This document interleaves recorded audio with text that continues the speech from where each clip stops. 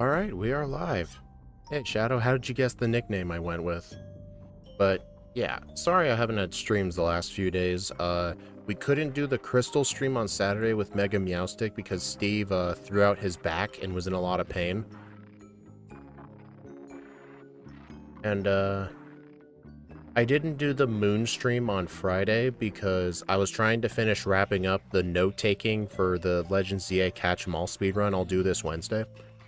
The full complete run will be this Wednesday, and it'll be a one-and-done run unless I severely screw up so bad, which I don't think I will. I've gotten a lot of practice. But today we'll be doing Pokemon Emerald with Poochyena. I know it's technically White 2 week, but I was supposed to do this run a bit ago. The Legends ZA planning took a while.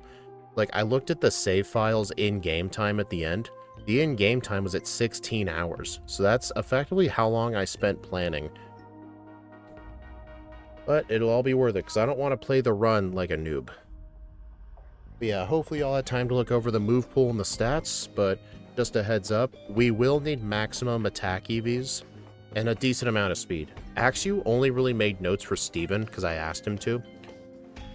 He says level 83 would let us outspeed everything with 200 speed EVs. Or we could do level 88 with 164 speed EVs.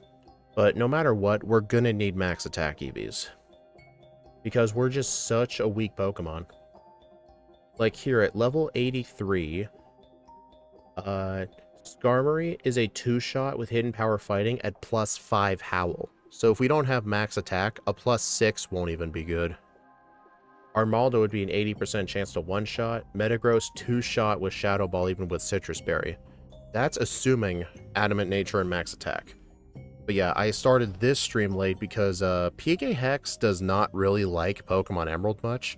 It does not let me set the nature that I want. It keeps trying to re-randomize the nature. Even if I change like the Pokemon's gender and I like set it in my party, it still tries to change things, which is really stupid. So I have to hit the re-roll button until I get the nature and gender that I want. Very annoying, but I'm too lazy to figure out a way around that. I mean, I could just play with Scott's patch, but I don't want to. Oh yeah, our ability is going to be Runaway, because it's our only ability. Adamant Nature, Hidden Power Fighting. Yeah, let's go ahead and get started, since I started pretty late. Hold on, what? I need to look at what my timer offset needs to be.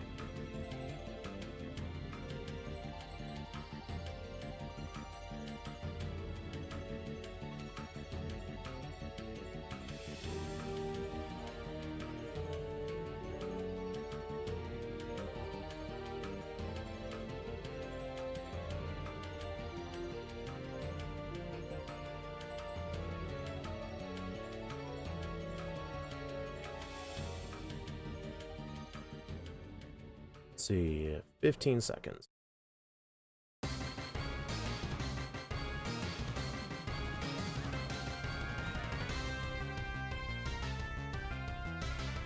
Oh, and yesterday I did bike riding with a friend. We went almost a grand total of like 20 miles on some trails by the river.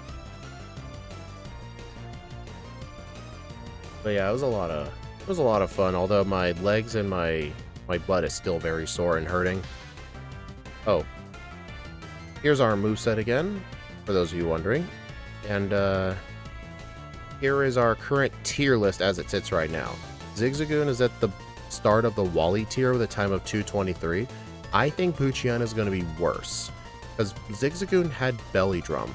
I think this will be more on tier with Magcargo.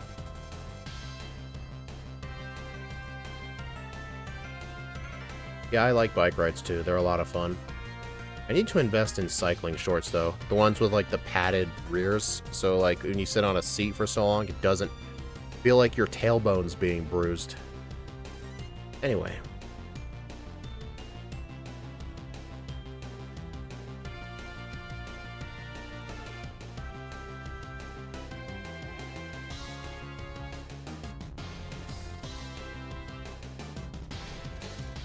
Okay, 3, 2, 1, go.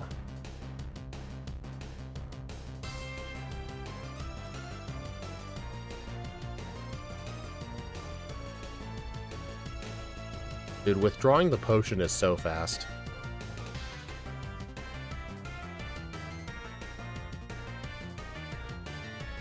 Yeah, I will do Tapu Koko this Friday. It's just, the Legend ZA routing just took so long, because I wanted all of the notes done before this Wednesday, which is why I postponed it. It's why Poochyena is not a video. Literally, I was routing the ZA Catch-em-all for... how long was it? 10 and a half hours. I mean, I wasn't really routing. I was looking at someone else's run, someone else's notes, and I was kind of taking what I liked, making my own notes, and even making my own backup strats. Also, I feel like this is an appropriate nickname. Nice crit. I feel like we kind of needed it, though.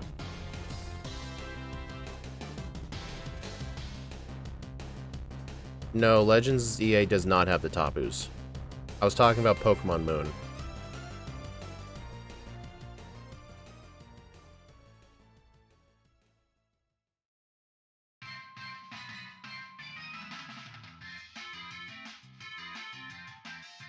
At least the Poochyenas here give attack, and we're gonna need a ton of training for Roxanne anyway. It'll be a good opportunity. Ooh, Wingull. Really?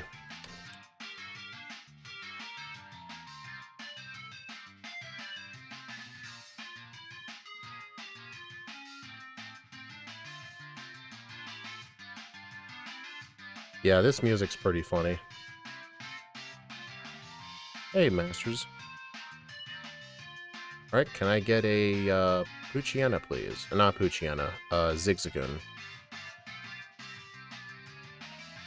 Okay, I better... I need to find a Zigzagoon. Hey, Mobile Gaming Chronicles. Haven't seen you in a while. How you been?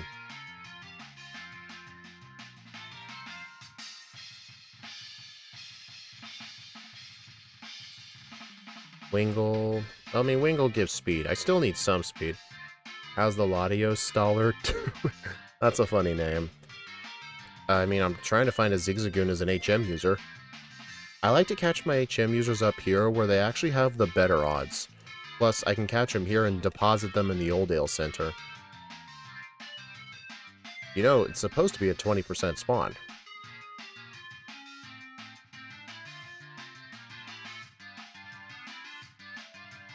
Oh my god. I'll count that as a blackout. Been hitting the gym and moved out and I'm on my own. Nice. Good for you. Dude, 20% Zigzagoon. The Flyer is 20%, the Zigzagoon's 20%, and everything else is a, the Poochyena is like a 60% chance. There we go. That took way too long. So here's what I'm going to do. Deposit everything. Heal up. I think I'm going to stay in this area for... Oh, now I find another one. I mean, Shadow, you gotta do what you gotta do sometimes. I don't shame anyone for still living with their parents. It's just... people's situations are different. As long as you're not being a couch potato and just mooching off of them for all they're worth. As long as you're not doing that. Like, I'm definitely still with my parents right now, but I can definitely tell you I'm not doing that.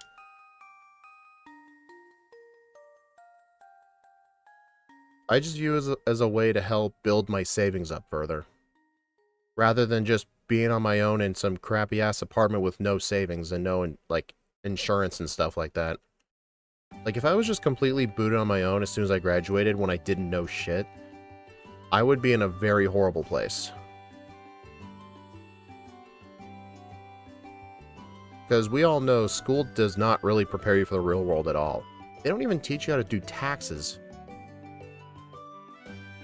They just mostly teach you useless garbage. I can give you some help for Tapu Koko. I'll tell you something though. Kukui is a tough opponent. When is he not a tough opponent?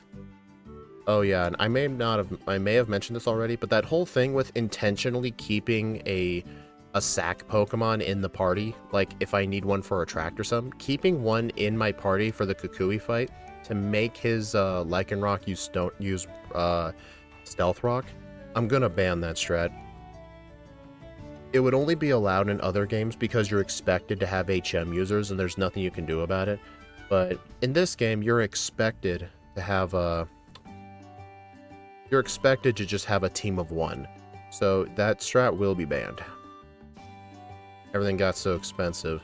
Yeah, especially when you compare like what the prices were back then compared to modern inflation.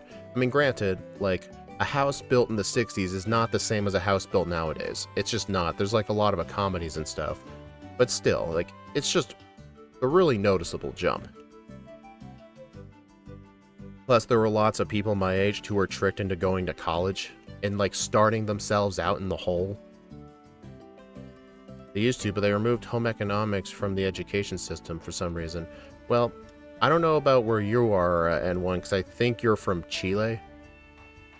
But here, like, maybe there's some select courses on it, but no. School is trash. They love to say stay in school, kids. You don't want to be like that guy on the street. Yeah, and that guy, or you know what's funny? They'll be like, if you don't stay in school, you'll become like a janitor or something. And that janitor probably makes good money. And you know another thing? At a lot of companies, people who become like supervisors in their area, they started out as a janitor. Hey, John. I dropped out of college because it got way too expensive. $52,000 a year, that's a pretty decent job. My friend's a school janitor and makes bank. I'm kind of surprised by that, because I heard schools don't pay jack. Like, I heard pay is very bad.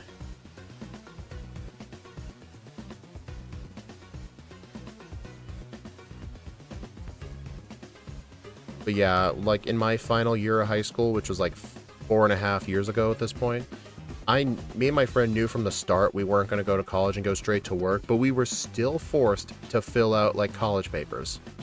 Like it was like an assignment.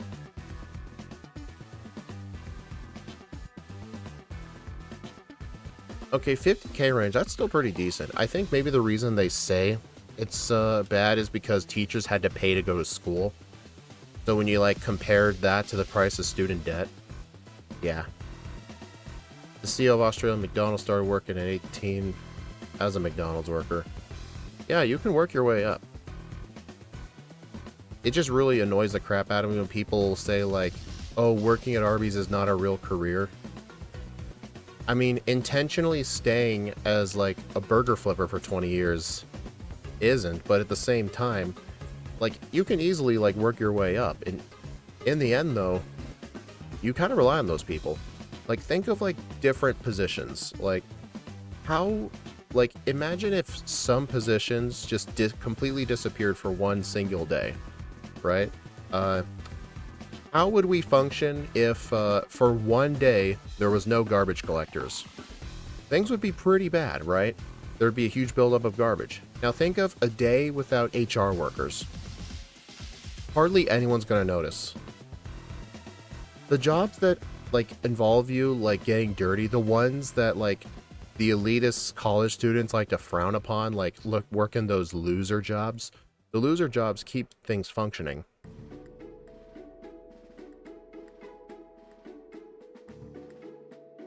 Too many lawyers, not enough fruit pickers. Hey, working on a farm will pay a lot now. But the problem is, like, I mean, there's plenty of people who will want to do it, but they keep outsourcing their labor to illegals. And basically paying them below minimum wage.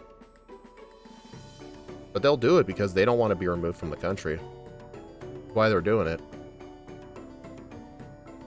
If anything, many people would be glad HR isn't there. Yeah, thankfully my company doesn't really have an HR. There's supposedly one person in another state, but we don't have contact with them, so we may as well not have one. Every job's important. I'm a crossing guard and a manager at Starbucks. Both jobs are equally as important. You're a manager? Yeah, nice. I have to go out for a bit. Be back soon. You know, John, you always join in for 5 minutes just to say that. Is this going to be at a bad time even with belly drum? Bad for, compared to everything else, yes, but it got a time. It was able to avoid the Bruno tier, aka the Brawly tier.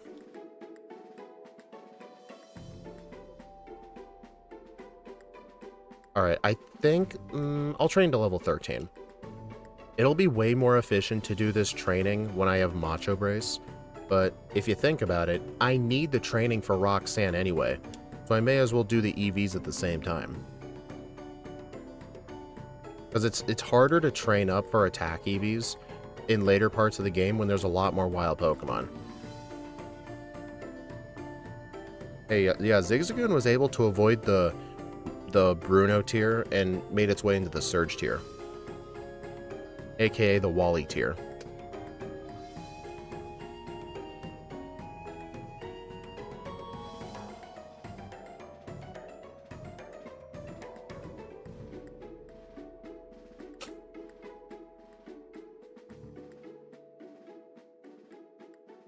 The crossing guard job is the second thing I do for extra monies.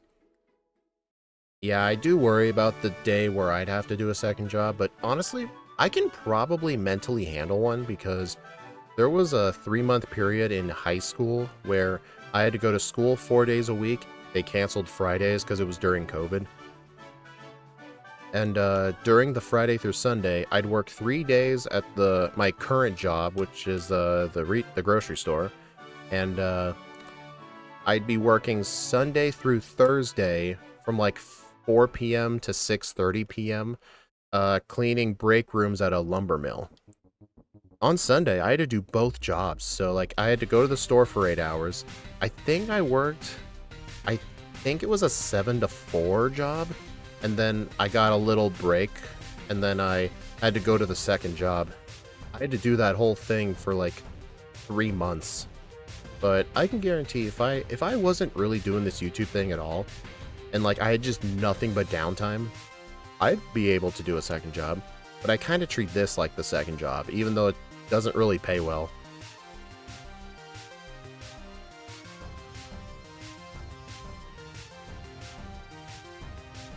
No, I'm not maxing out the attack EVs for Kyle. I need max attack EVs for the Steven Stone fight.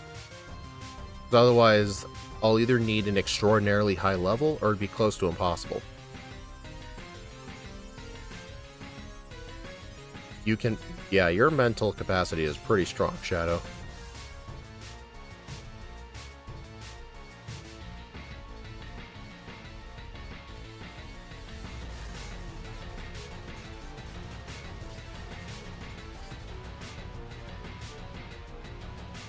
Oh, okay, I'm still healed.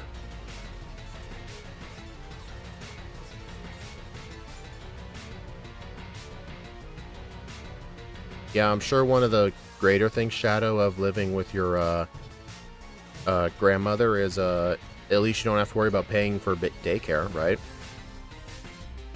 I mean, she probably gets to use it as an excuse to hang out with her grandchild.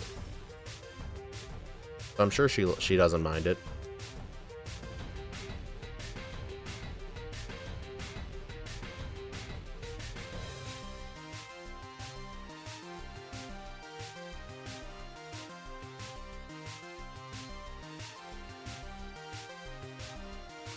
Mine, on the other hand, has been shattered by failing at university constantly and having someone who constantly reminds me of that.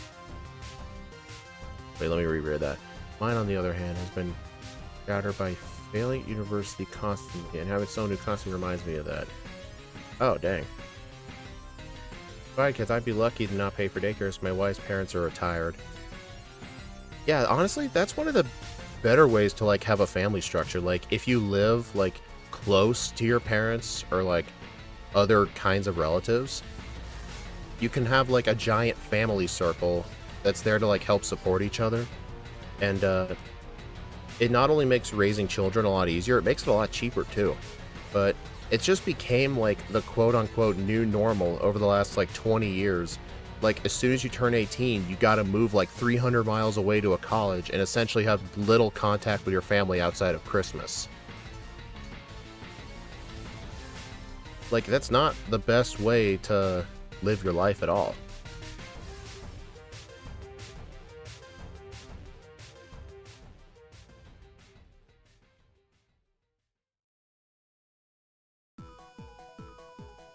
No, don't do that yet.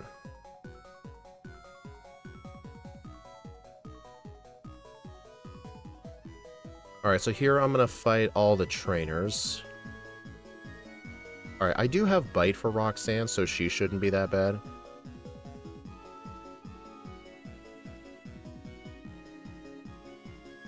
Yeah, at least I got a pretty decent start with the Tacky Bees.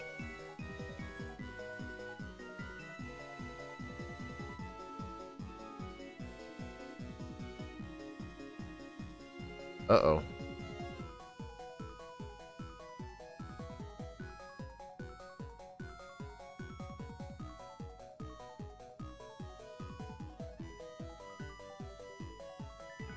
You caught a shiny Togedemaru in Sword? Nice. I don't think I ever found a shiny in Sword or Shield. Actually, no, I stand corrected. I found a shiny Stakataka in, I think it was the Dynamax Adventures. Oh, I know Pokemon Champions comes out April 8th, but I'll be doing the ZA Catch-Em-All speedrun that day. So probably sometime next week, I'll stream it. From what I've seen, apparently there's only going to be like 170 Pokemon in it at the start, which is definitely not enough for a competitive scene. But I think as they introduce like more seasons and battle passes, I'm pretty confident they'll add more Pokemon. That's probably just a starting number. And Dark is special. Hey, Dark being special actually helps us in this gym specifically because it does special damage.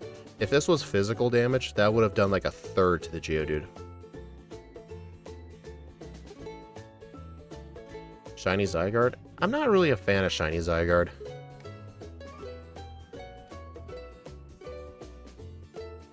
But I know some people have been transferring their shiny Zygardes into Legend ZA just to see shiny Mega Zygarde.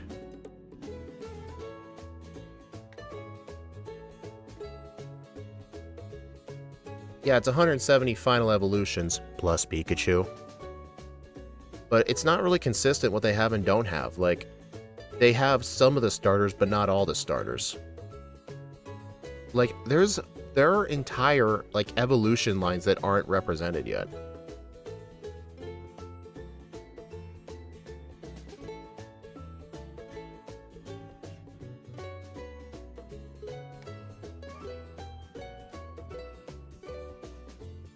Uh-oh.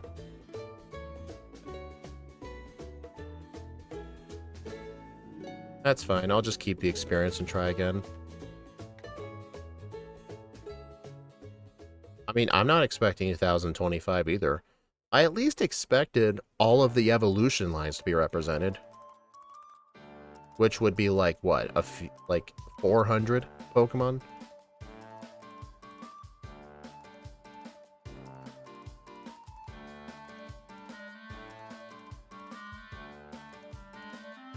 Dang it, dude.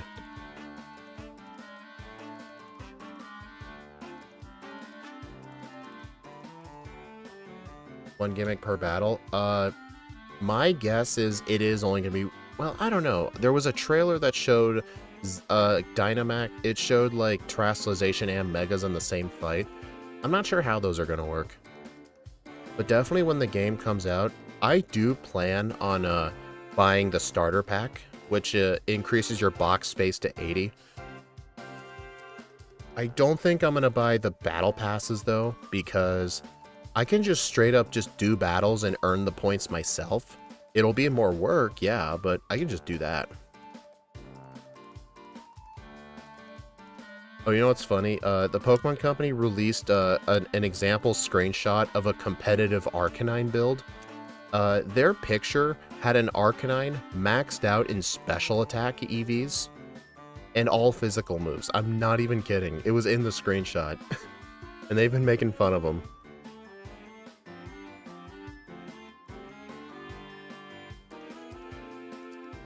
I don't know what they'll do with Dynamax.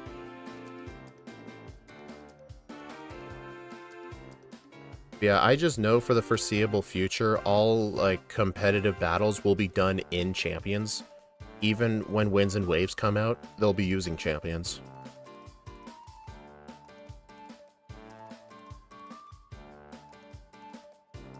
I mean, I don't know too much about Dynamaxing, but I do know some of them have moves that set up terrains, or, like, gives stat boost to everyone in the field.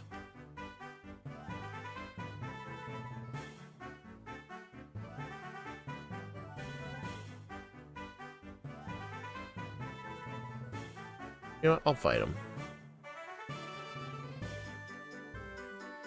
Alright, so yeah, Brawly. We are definitely skipping him, for sure.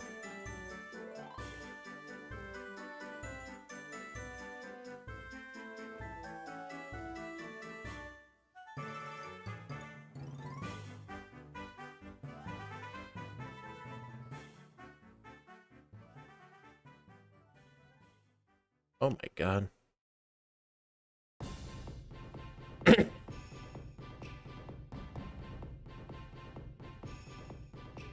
No, I mean like when Winds and Waves comes out, they're not going to be using Winds and Waves for a competitive. They'll be using Champions.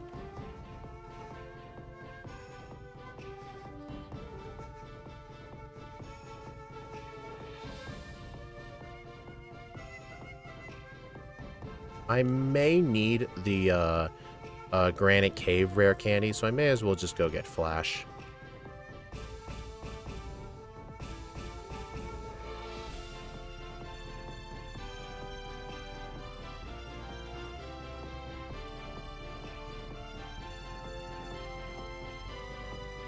I'm gonna hold that Everstone for now.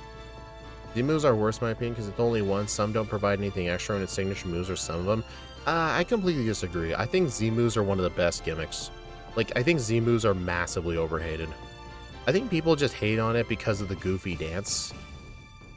But some moves give very interesting effects, and it makes some moves very good. Like, when I was doing Sun and Moon solo runs, do you have any idea how good Solar Beam with the Gracium Z is?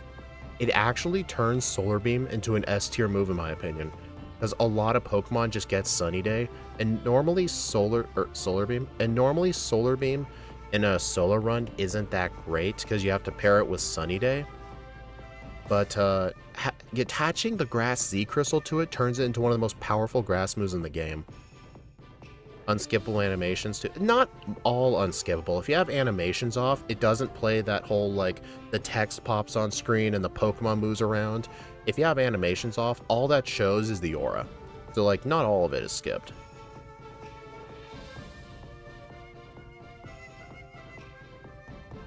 I just think, like, in a solo run perspective, it's very fun to plan around. Like, I ban Mega Evolution in my Gen 6 playthroughs because I just think it will make the game way too easy and uninteresting to just Mega Evolve every fight.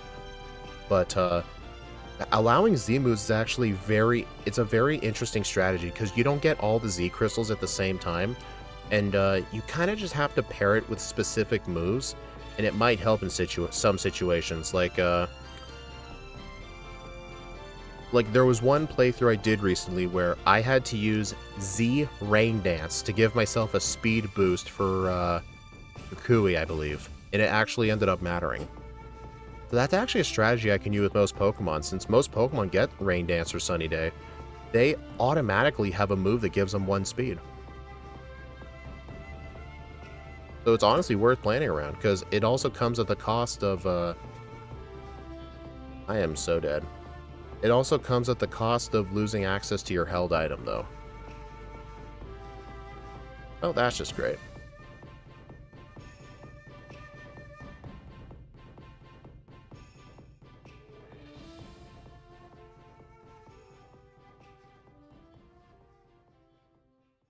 Terrestrialization is the best competitively. I do like Terrestrialization a lot. It's a really advanced kind of strategy. I think for casual play, I really do like Z-moves.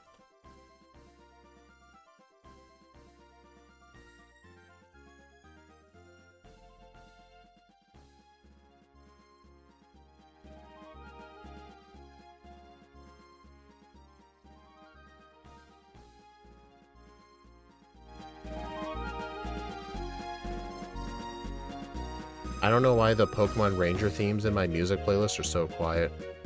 I need to fix it at some point. But this is one of the better themes, Rainbow Island. Oh, dude, come on, not again. Wow.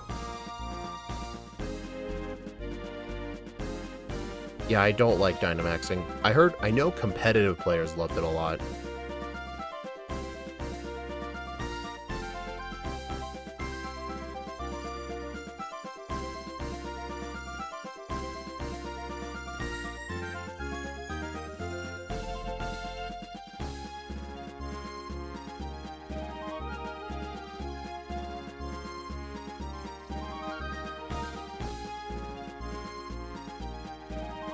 Looks like Bite and Tackle are doing about the same damage.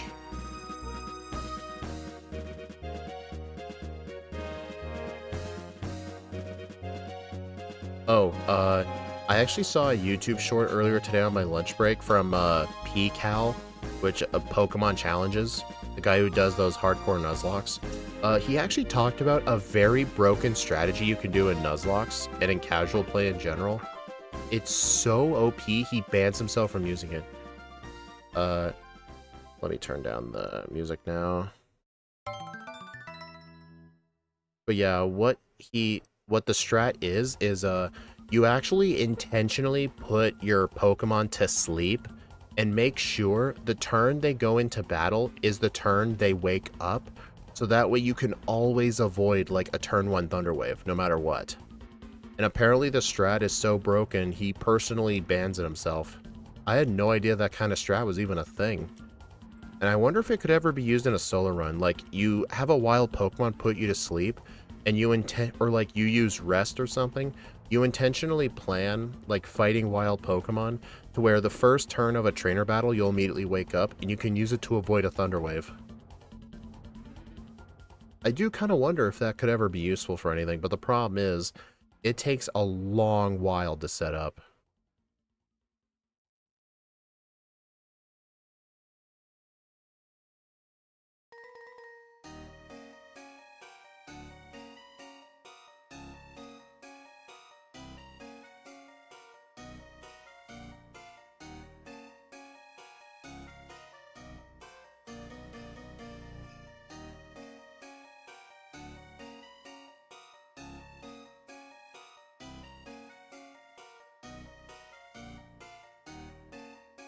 Dude, Shroomish is the most irritating Pokemon in the world. My god. You know what's ironic? Playing with a Shroomish is awful. Facing it is awful. It's like Bronzor. Or Exeggutor.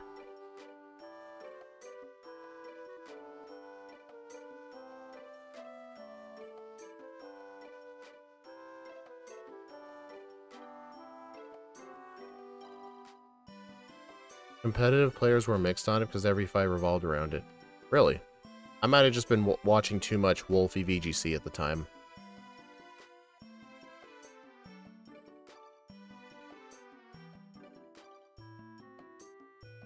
You know what's funny? I haven't really been using Howl at all. The problem is you just don't really have a good moment to set up.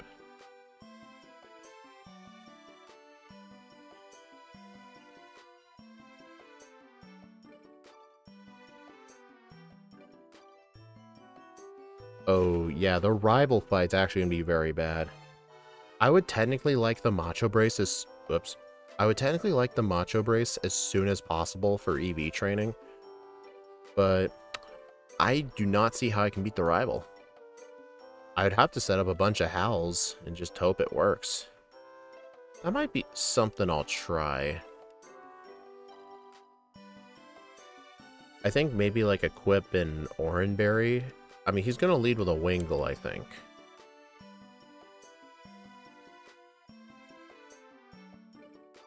Where's Oranberry? Ah, here it is.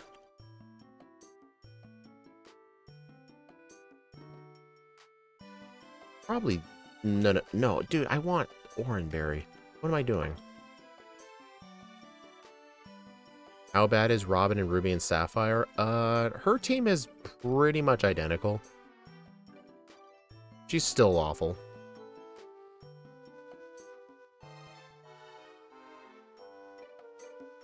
Okay. Owl.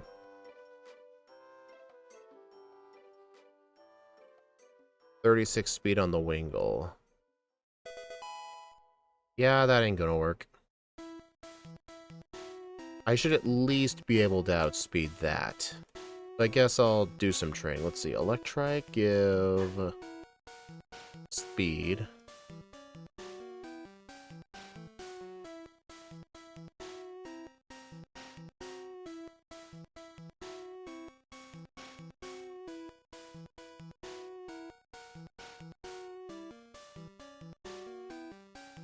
Oh my god, dude. This thing's losing to an Aaron. Thunderwave failed because I was already staticked.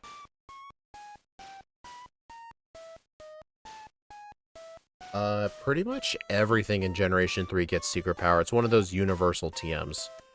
But Secret Power isn't until after Watson. It's kind of one of the reasons, like, Watson feels so difficult in this game, is because the game looked at Lieutenant Surge being right next to Diglett's cave, and they're like, nah, we can't have this again. They locked all the good answers past Watson.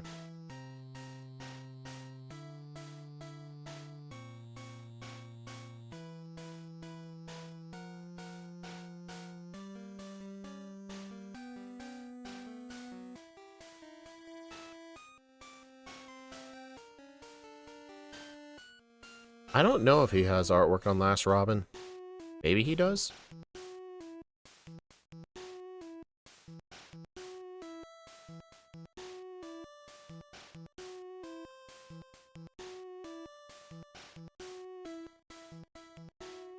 Yeah, it'll be a good idea to train up on speed EVs to help me outspeed. I think I should at least outspeed the Wingull.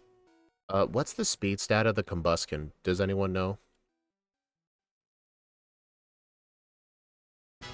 This dog is all bark and no bite. But it has bite. Too many games to ask Art for. Yeah, Serena makes bank off Scott.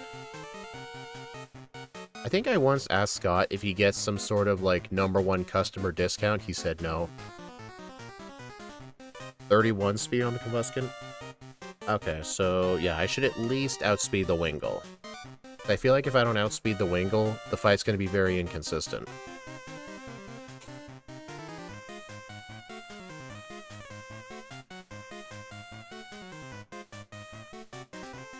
This Tog needs Crunch. Gets it at level 41.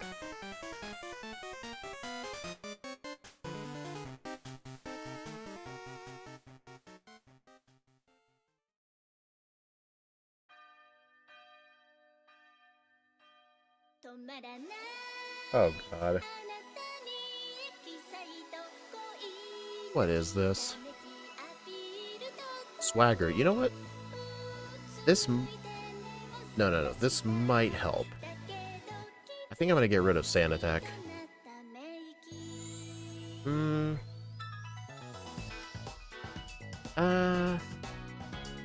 mean, there's a tutor for it. I think Sand Attack is kind of a noob trap, though. Yeah, I'm getting rid of Sand Attack.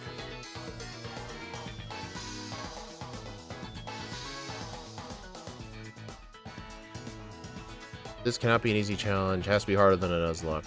Hey, the one true Navir. I mean, it's not an easy challenge for sure, but I wouldn't call it a harder than a Nuzlocke, because the difference is with Nuzlocks, if you die once, the run's over. For a Pokemon. But in solo runs, you can die as many times as you want, but it does become hard when you ban yourself from using, like, potions in battle. If you allow potions, anything is easy. Especially when you look at, like, X attacks and stuff.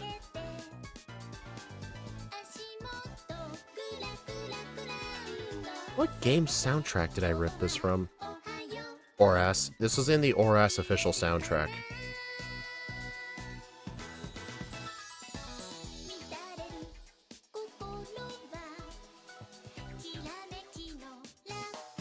You know, thankfully, I still haven't been copyright claimed on any of these weird tracks yet.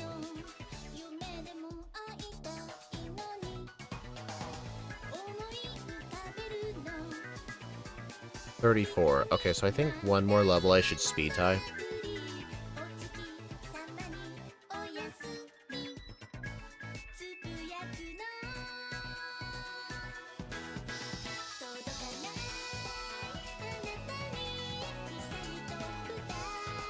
Okay.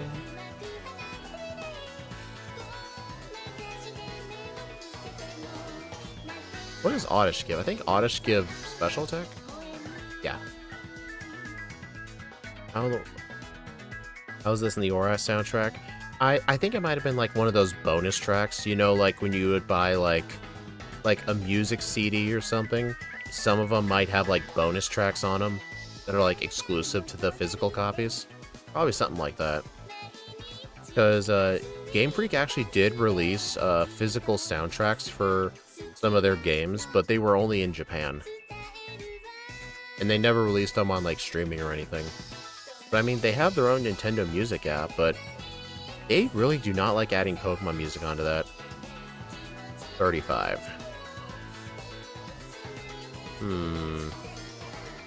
Part of me wants to use this candy. Nah, keep training.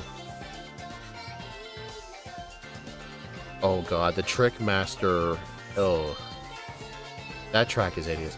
That's fair, but it does look like you're only using one Poochyena, at least a full team of them, or how many of them we need after HMs. Oh yeah, I'm only allowed to use in battle the one Poochyena.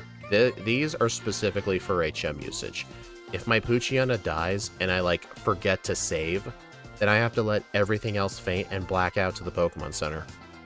It's why you see above the camera there's blackouts and resets. Reset is when I reset the game. Blackout means I have to let everything faint and I go back to the center. You may be wondering why I keep track of them separately. There's a difference. With a reset, any progress that I had made up until my previous save is erased. But the blackouts, the progress is still there. Like any XP you gained, any EVs, your game time, they all progressed. Yeah, I don't say HM friends. They are HM slaves, exactly.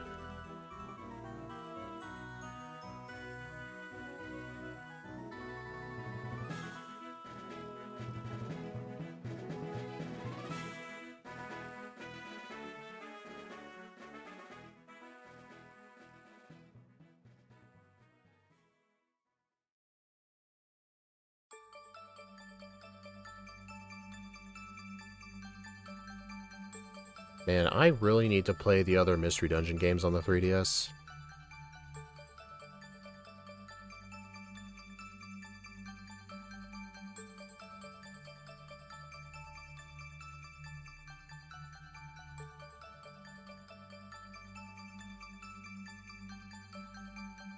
Alright. Yeah, YouTube doesn't demonetize you for saying the word slave. They used to demonetize you for, like, using the word crap, or, like, shit, but they don't anymore. They've laxed on that a couple years back. Okay, so I think what I'm going to do... Swagger right away. And for some reason on the Emerald overlay, it doesn't really like to update sometimes. It's really annoying. Okay, let's see if +4 is enough. It is. Yeah, I have to, like, refresh to get it to show up. It's really annoying. I only ever played the GBA one, then the Switch Remake Remaster. Oh, yeah, so you've played Red Rescue Team on the Game Boy Advance, and Rescue Team Deluxe on the Switch. Yeah, the Rescue Team Deluxe is really good. And the art style is incredible. I liked the original Blue Rescue Team, but it definitely was a little lackluster because it was the first one.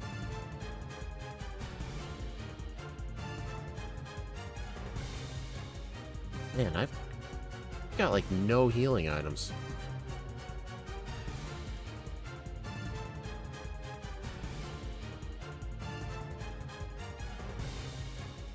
I've heard some people say that Gates to Infinity was not a good game, but I think plenty enough people like it.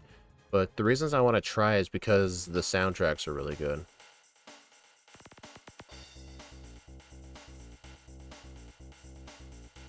Uh-oh.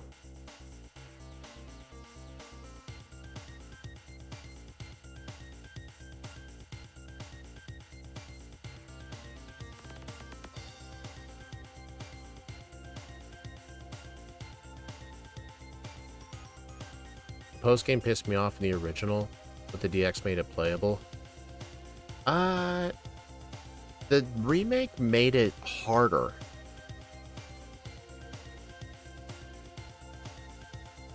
But I do like what they did with the final bosses, like the final Rayquaza fight. They made it Mega Evolve. That was really good. I actually thought the game was going to be easy because you could enter a dungeon with up to 4 Pokemon, but recruit more and have up to 8 at once. But honestly, you kind of need the 8.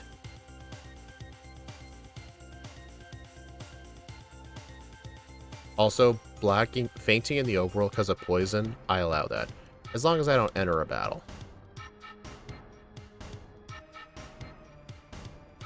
You're not picking up Leva berries? I have some.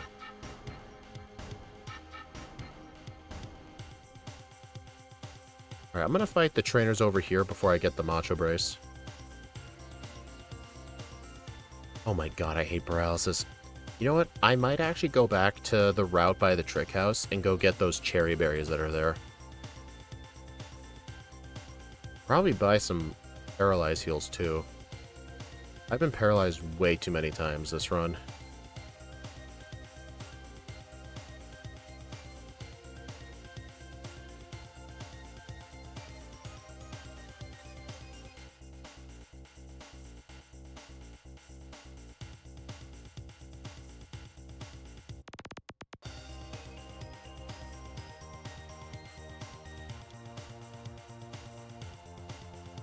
Okay, where's my bike? How did Zazukin go? It went pretty good.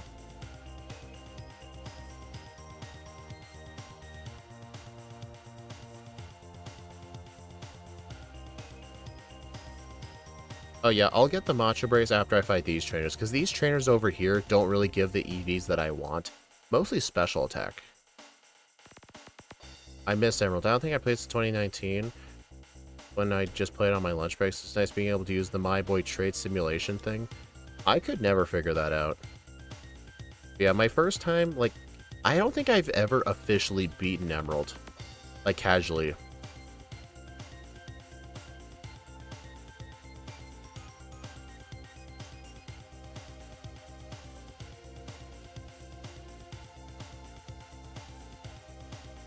Did pickup help? I think I got a nugget at one point to sell, but pickup isn't really as good in this game. If this was Ruby and Sapphire, then I would have had rare candy opportunities.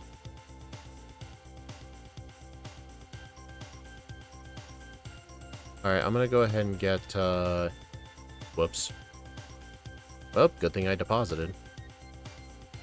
Man, when do I get a better move? Level 33 takedown. Well, I mean, I've beaten Emerald many times at this point in terms of doing challenge runs because I've had to learn the game in and out, but like, in terms of an actual normal playthrough, I've never officially beaten it. You know, like where I had my own team.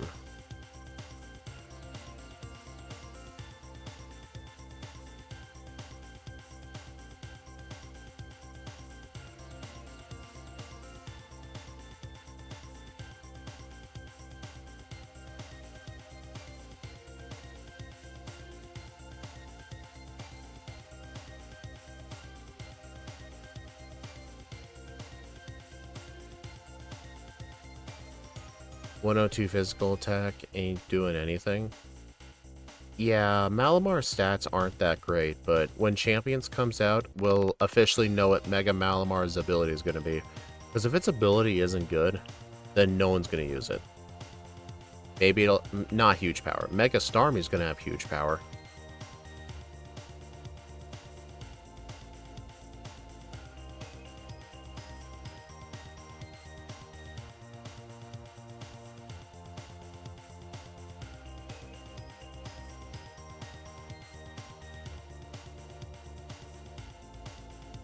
You know, I had a feeling that would happen.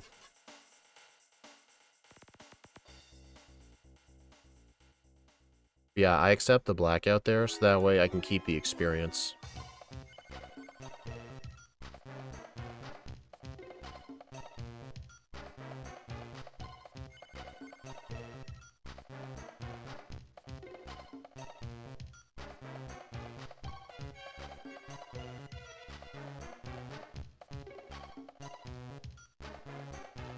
But yeah, with those other Mystery Dungeon games, I have Super Mystery Dungeon on the 3DS. Well, not me, my brother has it, but I'll just borrow the cartridge off him and play it on my 2DS. You may be wondering, well, you're playing runs on an emulator, why not just play it on emulator? In my opinion, a first time or a casual playthrough does not feel the same when played on an emulator. It's missing that charm. You know what I'm trying to say, right? It's kind of why, like, even though at any time I could have played Coliseum, like, on an emulator, I wanted my first playthrough to be through Nintendo Online, because it's an official release. So it feels more authentic to play on an official release. Eggstar's gonna have pure power. Isn't that the same thing?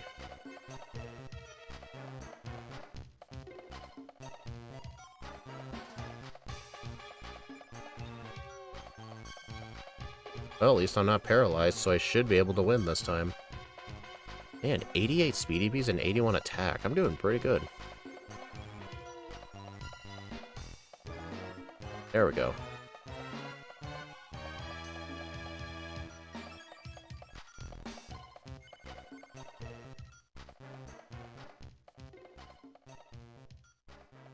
I kind of wish I had a teleport user. Because something I would really like to do is, I'd like to run all the way back to Oldale Town and go train on attack EVs with the Matcha Brace, and then I can just teleport back when I'm done. They did not remove the Matcha Brace in Oras, it's still there.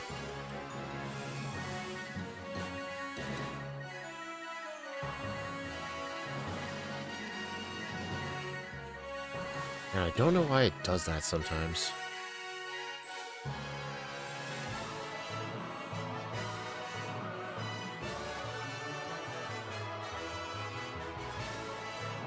Yeah, if you're wondering why I'm not equipping the brace yet, I don't want to gain unnecessary EVs. Having the Matcha Brace is a blessing and a curse. If you hold the Matcha Brace while just fighting random people, you're going to gain a whole bunch of EVs you don't want.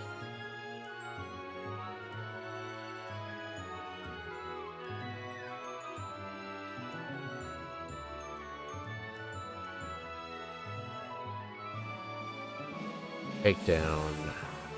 So long, tackle. This is a massive upgrade of tackle. What do you mean, your eyes?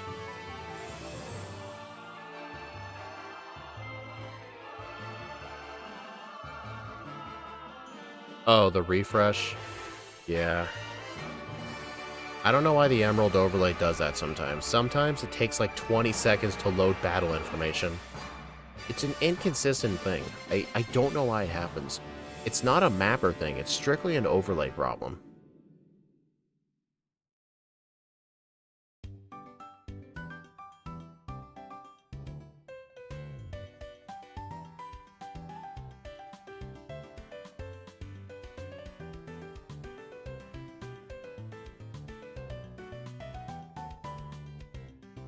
Oh, I get it. You mean this. You know, you can actually see during that refresh, the remnants of parts of my old overlay in there.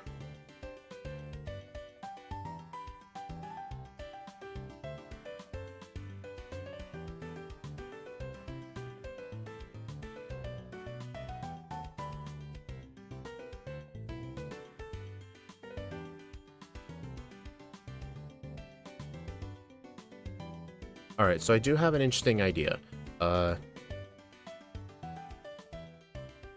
gonna go get a bunch of Lepa berries, set my last heal to this center, and when I'm finished, I'll just black out.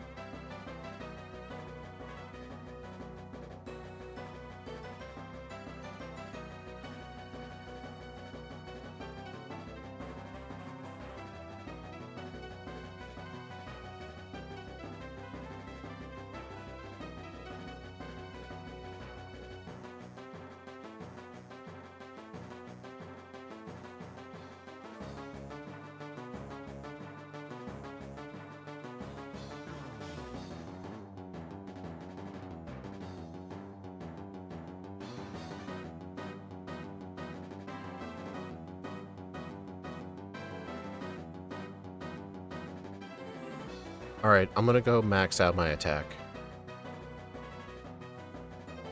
I don't think max. Like, I think with Zigzagoon, I just went until I was in the 220s.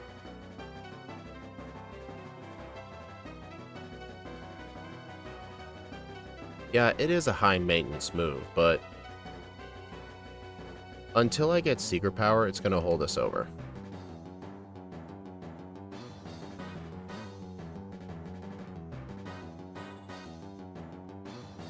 But yeah, I'll definitely have Bite in slot 1.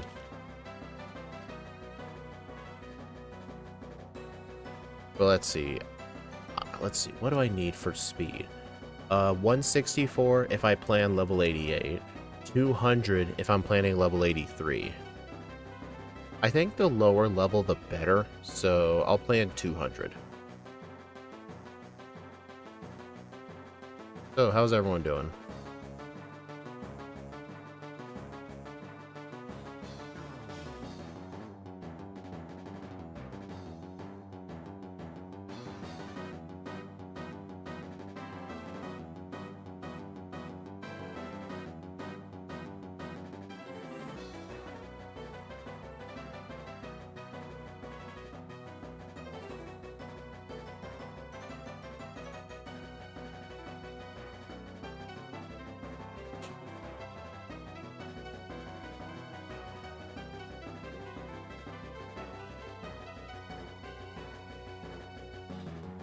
But yeah, this is the best place to grind for attack EVs.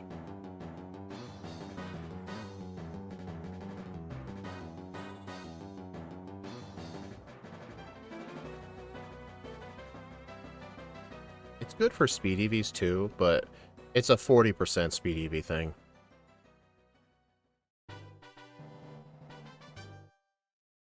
Also 180 for level 85 if you're curious. 85 might seem better.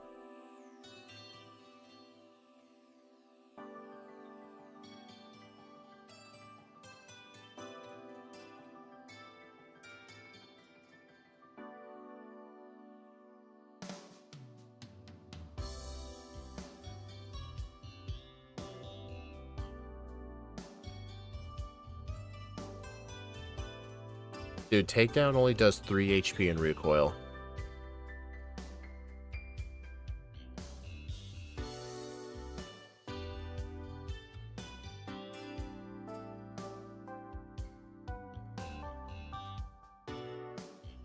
The question is, am I going to have enough Lepa berries for this EV training?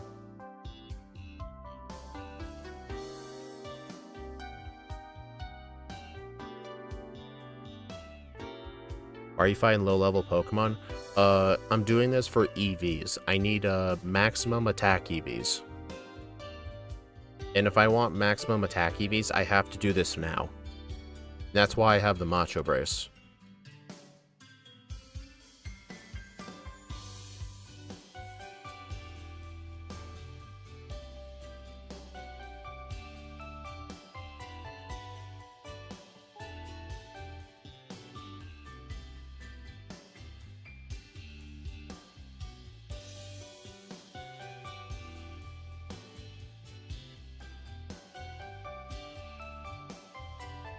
Let's see, how many, I've got ethers too. I'll use these up first.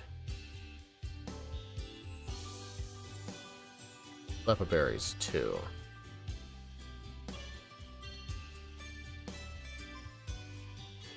Alright, once I use this up, if I still need more training, then I'll just heal at the Oldale Center and just run back.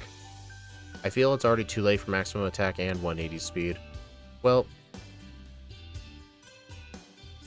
alright then, N1, do the math. If I have maximum attack EVs, what's the highest I can let my speed go? Like, assume my special attack, defense, special defense, and HP EVs remain the same. And I have the attack at 255. Or 252. What's the maximum I can allow my speed?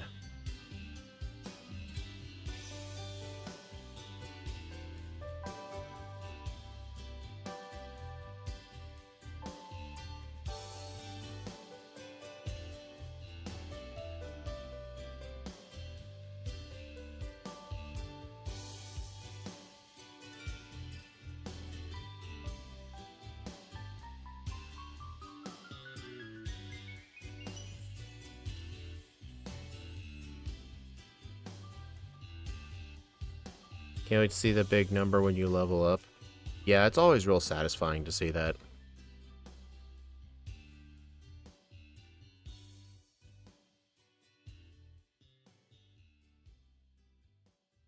$156.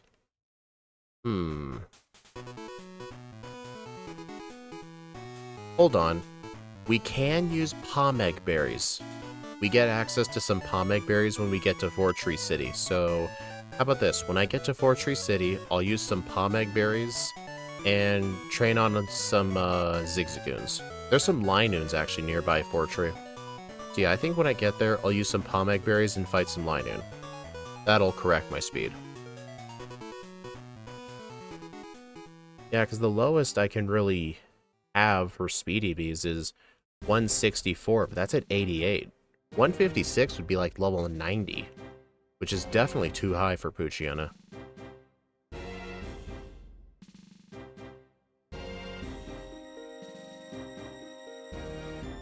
But yeah, my speed is getting to that threshold pretty soon.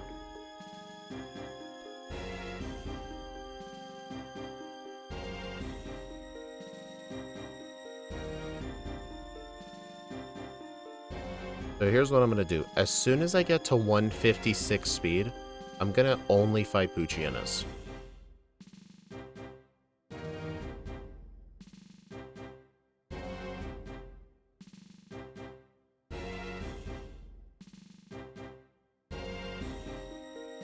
Yeah, I know. I asked you to do assuming 252 attack EVs.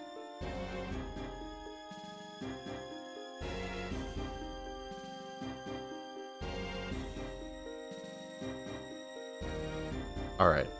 I'll just run back to the city. Whatever. Alright. I'm not gonna fight any of these guys anymore.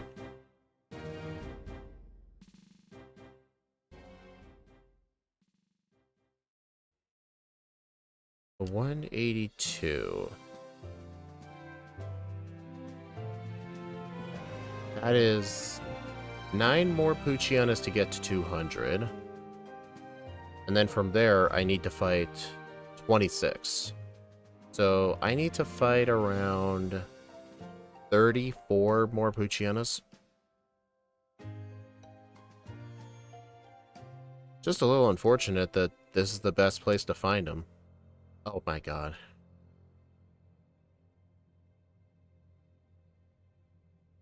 Alright, at least we're about to get that level up pretty soon, which is going to be pretty nice and juicy to see. You know, if we needed special attack, the best place to get the special attack would be blacking out against Watson. Oh, whoops. 156, whatever.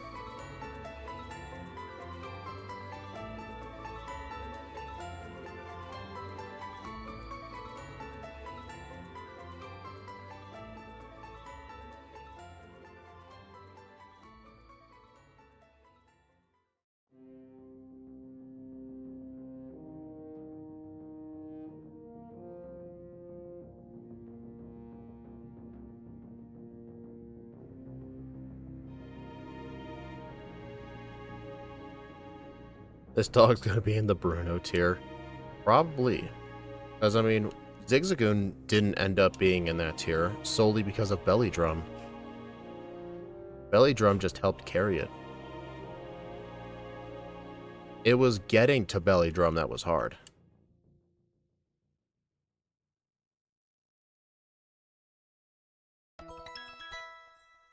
Alright, I need 26 more Poochyenas.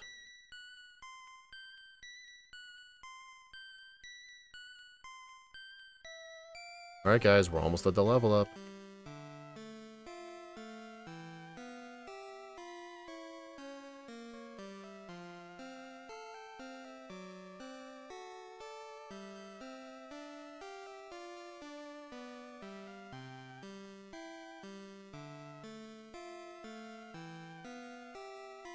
Plus 13 attack, plus 7 speed.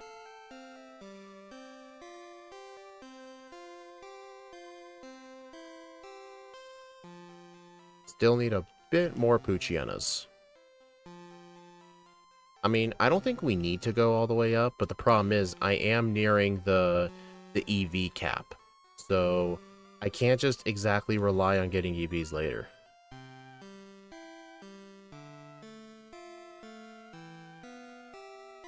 The feline.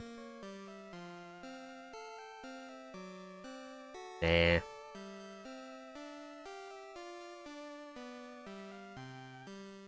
Looks like a coyote.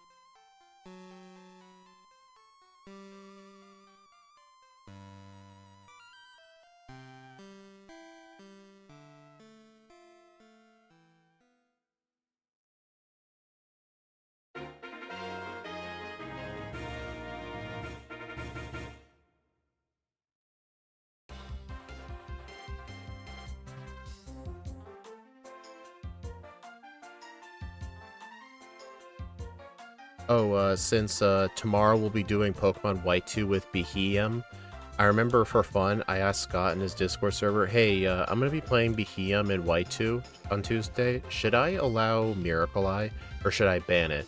And as a joke, he was telling me to ban it because it's kind of a new meme on his channel that Miracle Eye is too overpowered. But then, some other people were suggesting, hey wait, you actually get hidden power pretty early on, and Black 2 and White 2 doesn't really have that many dark types in the early game. So then after realizing this, I told Scott, you know what, you're right, I am going to ban Miracle Eye.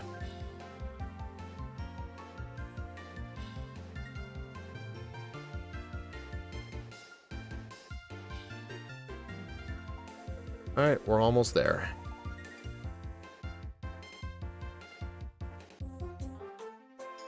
I think I need like 5 more Poochyenas. Yeah, like 5 more. 4 more.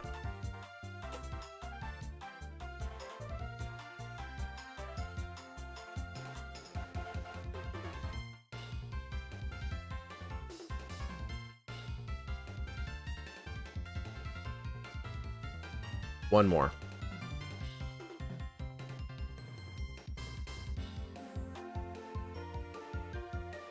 There.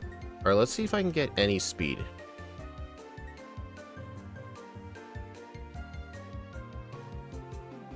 Yep, I'm completely maxed. Wow. I was cutting it so close. Well, thank goodness the EV reducing berries exist. Fun fact, in Ruby and Sapphire, the Pomeg berry actually did not reduce HP EVs. All it did was be used for Pokeblocks.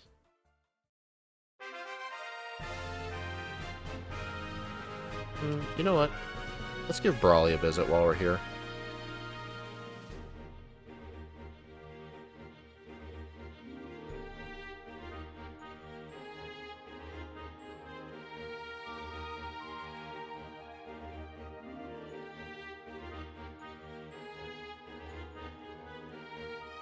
Who needs healing?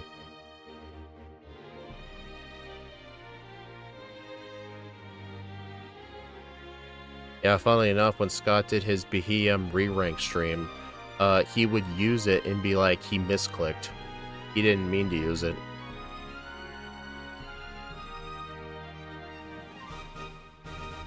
I just like how that meme just effectively just became his reason why he didn't use it. Hold on. Oh. Whatever.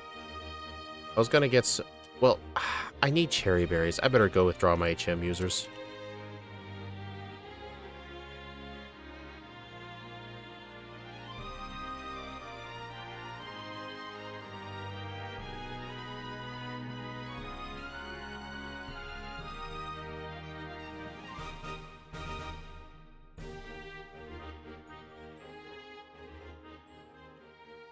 You know, I like how the crying face emoji has just became the new laughing emoji, and before that it used to be the skull emoji.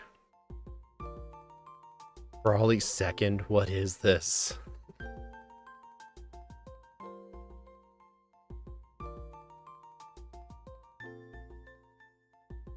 Oh, I'm out of attacking moves.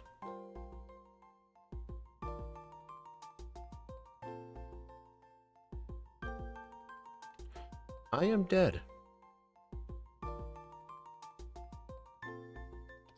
That went great.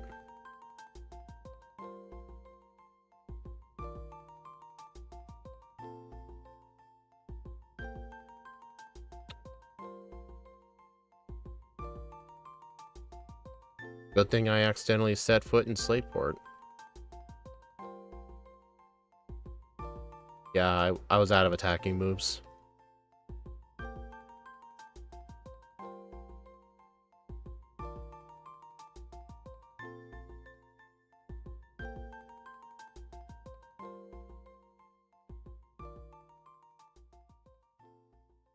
Oh, I better unequip the brace now.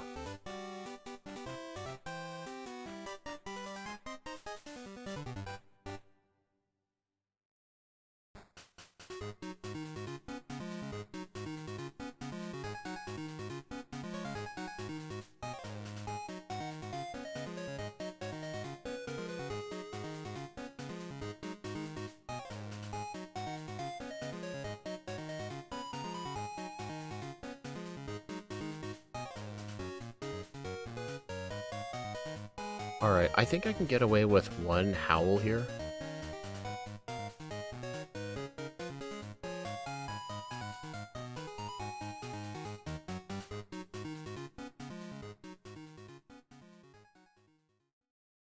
Oh, nice. One shot from here? Damn. Oh my dude, I'm speed tied. You've got to be kidding.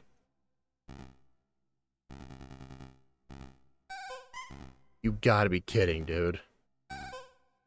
That strategy would have been so cool, just completely obliterating him with takedown. Nope.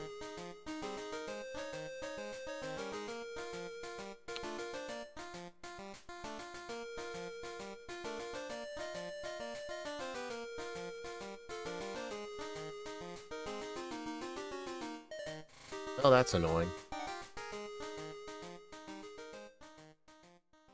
This is winnable. I don't want to teach Rock Smash.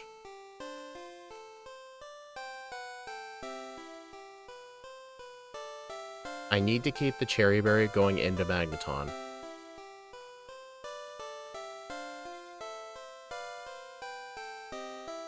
Oh my god, stupid takedown accuracy.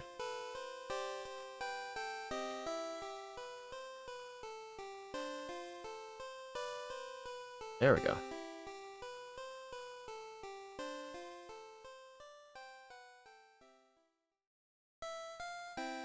Dude, it is so satisfying that that takedown did exactly half. There we go, won the speed tie. But yeah, all of those attack EVs I got was the only reason I won that fight. If I didn't have those attack EVs, even at level 35, takedown would not two-shot. I would probably have to train to like level 40 to have a chance to two-shot.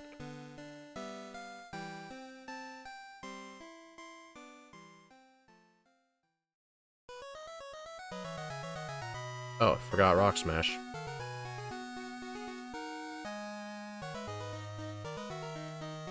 If I had the 164 speed EVs, yep.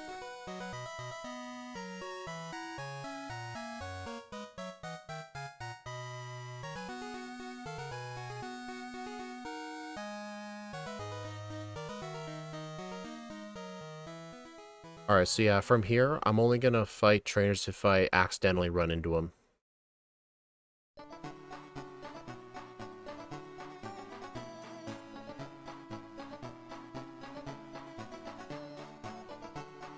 But at least coming up, we'll get Secret Power. Secret Power will actually be a downgrade from Takedown, but I'll probably get rid of Swagger for it. Ever seen that guy? Yeah, that guy's there if you didn't pick up Rock Smash.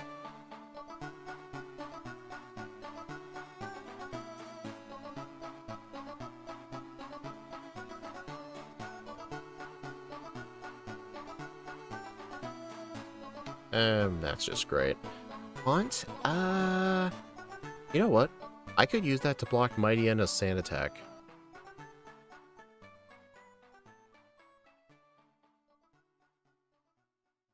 Could have used it to block that thing's sand attack.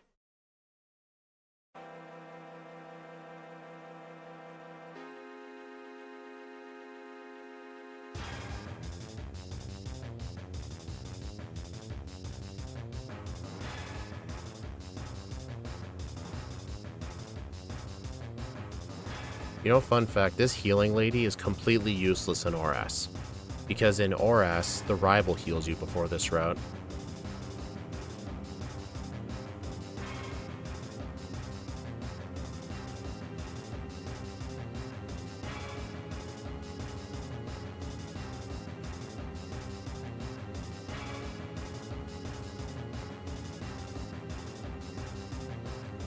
I mean, right now, return is not better than takedown.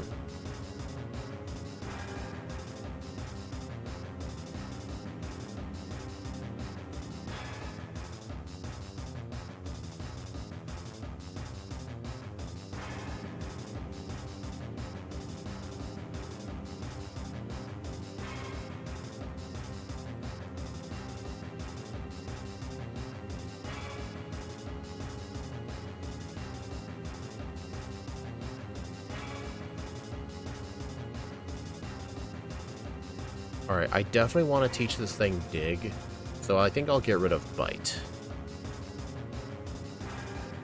You may be thinking, well, what about levitating ghost types? There are very few levitating ghost types in this game. You don't really see, like, a Duskull or a Shuppet until, like, after Winona. It's a while until you see them.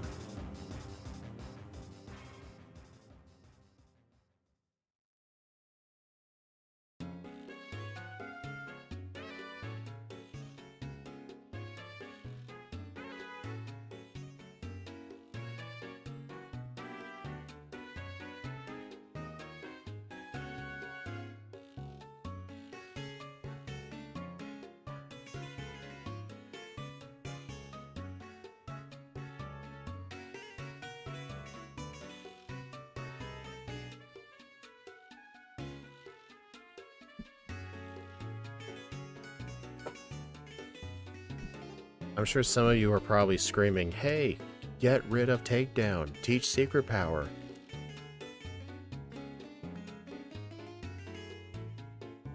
I just really think I might end up meeting the extra raw damage. Single most forgotten town? Oldale Town?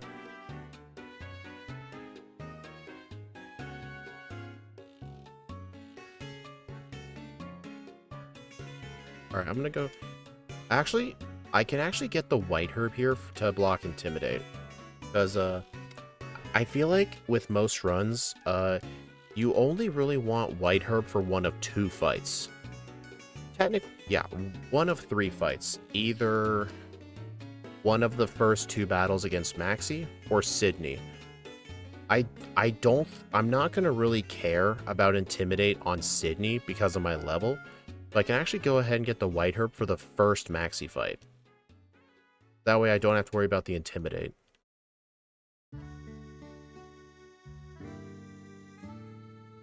I better not equip it right away.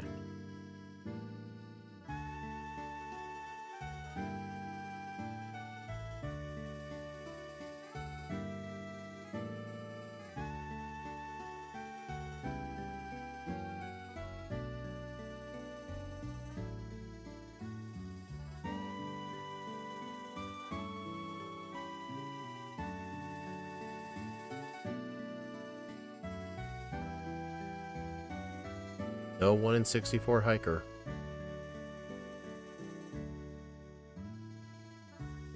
But yeah, I'm very confident on something. I'm gonna need the extra damage. I think what I'll do is, I might actually pick up the Meteorite here and actually go get Return. So I think earlier Return is gonna be very impactful.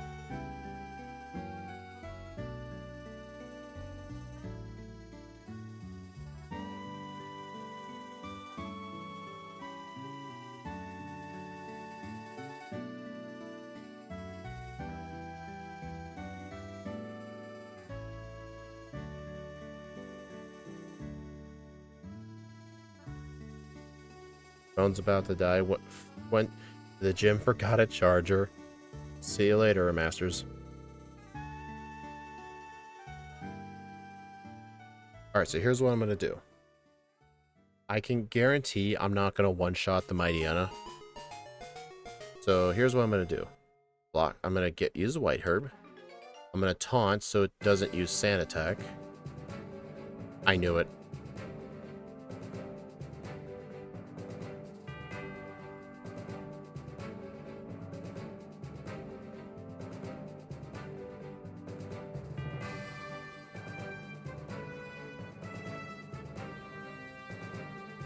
Yeah, that taunt meant it couldn't use Sand Attack.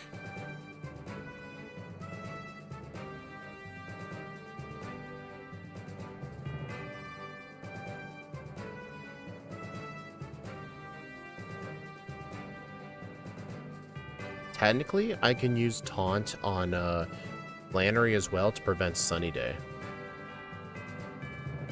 Return right now is only 88 power. Yeah, I'll go backtrack for it after I beat Flannery.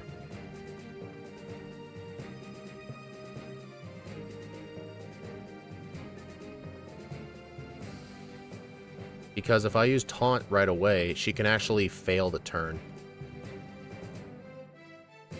Like, this. Yeah, see? It just lost its turn. Critical hit? That thing just crit me. Well, now I have to go for it. Hopefully +1's enough.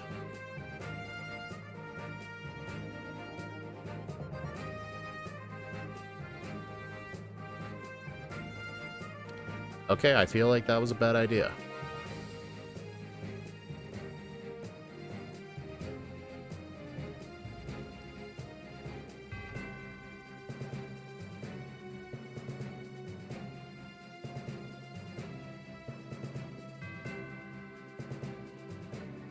I think +4 is too greedy. I think +3 should be enough.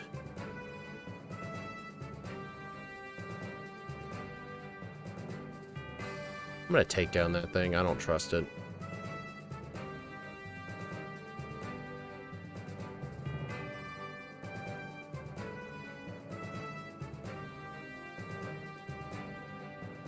I wonder if... I was gonna say maybe Taunt could help us with Norman somehow, but... Grit equals skill, pretty much. I don't think it'll help with Norman at all, no. I mean, I can just use a Perseberry on the Spinda.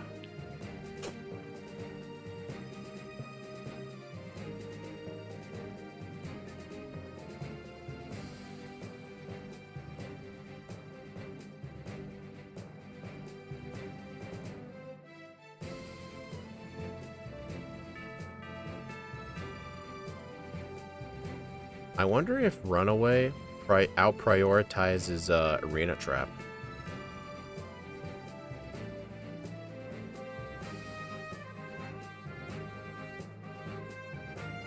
But yeah, I don't have access to a teleport user because I never caught one.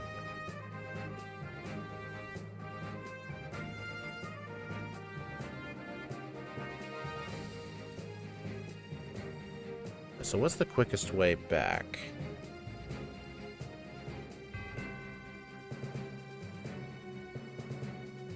I think through Meteor Falls.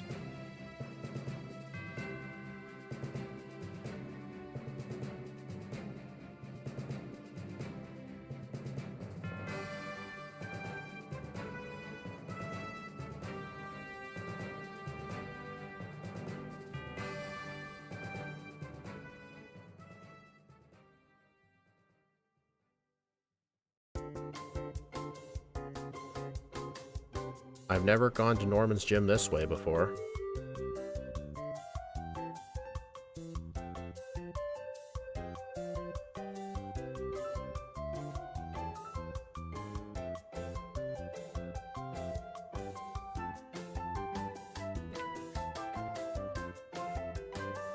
No return for...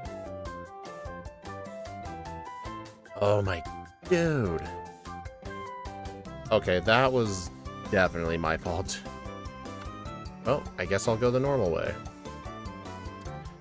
My god, dude, I was right there.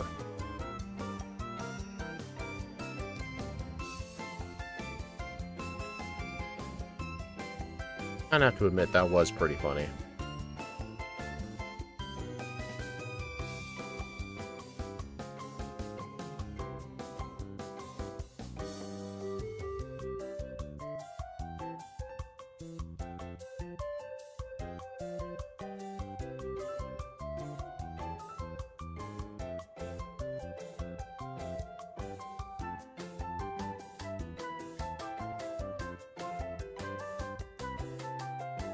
Yeah, I mentioned earlier the pomeg berries were outside Fortree.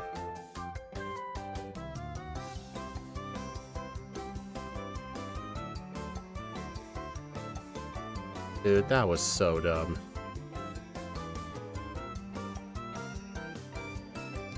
Also, now return's officially better than takedown. See, aren't I glad that I put that return power there? I mean, it never assumes stab. Because when looking at return's effective power, and I like compare it to like headbutt and stuff, I don't like having stab in the calculation when comparing moves. So like, I don't like to think like if I'm playing with Jigglypuff, oh, headbutt's 105. I think headbutt in my head is 70. So it's just it's a lot easier for me to compare. How's it going? It's slow and awful. Oh, was it a wing attack crit? Dang.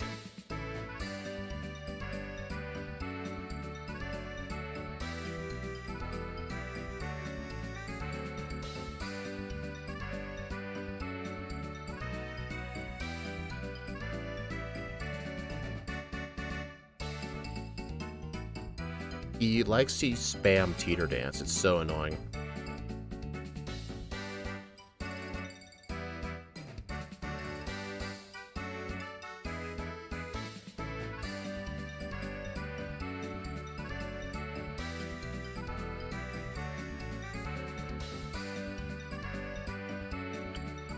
Oh my god, that's 2 speed.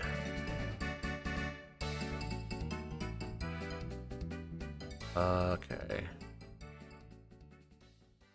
Crunch? I feel like Dig isn't as useful anymore.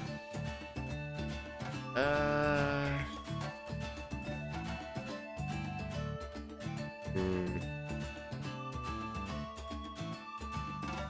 don't know.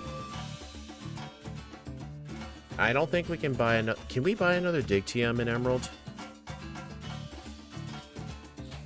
I'll get rid of Taunt.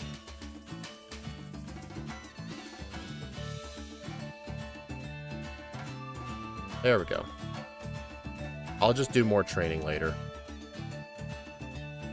More efficient training. Just right now, the training is not efficient at all.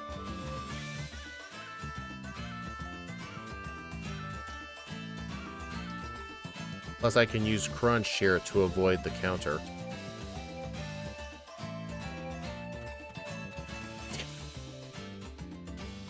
Crunch is way too weak. I mean, it's still stab 120 power. I think for opponents where their defense stat is too high, we're gonna want some special coverage.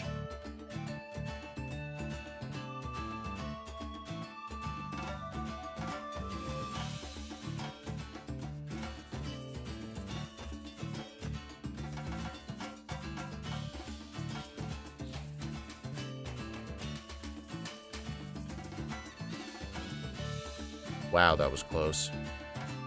Did the physical special split help Poochyena? Honestly, no.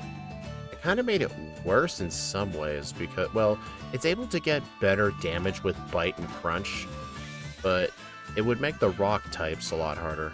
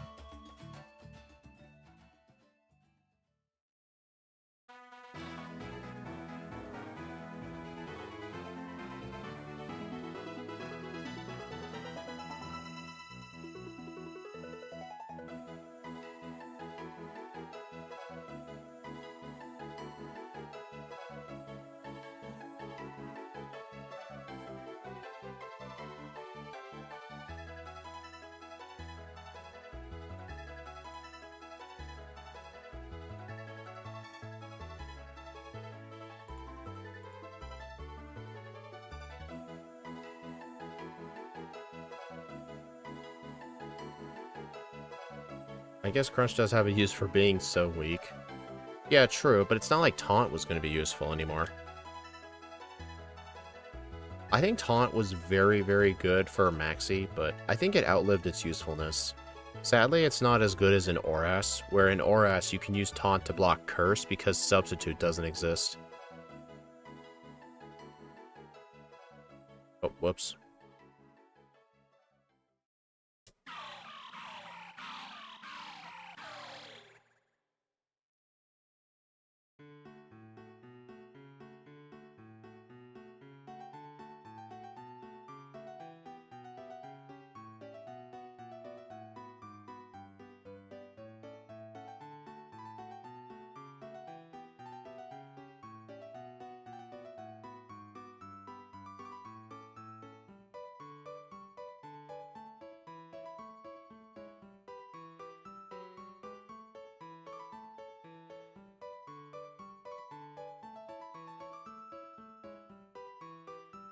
Hopefully Steel will be better soon.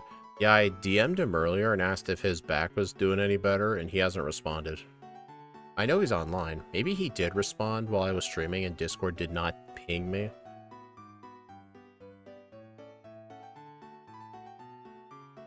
Yeah, I've never thrown my back out, but I have had a pinched nerve in my spine before, and it is extremely painful.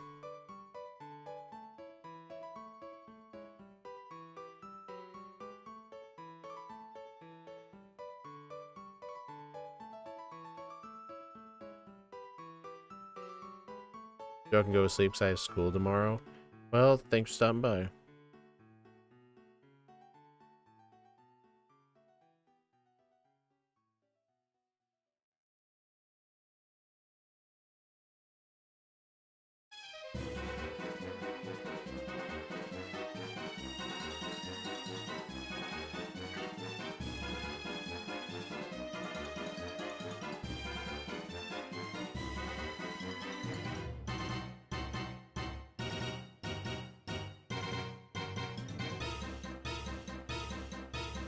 Hope it goes into the Bruno tier at least.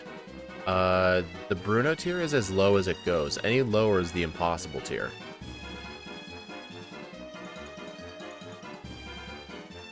Also, I know April 20th is coming up, and I know in years past I would do like a Weedle run. Like, trying to think of something I could do.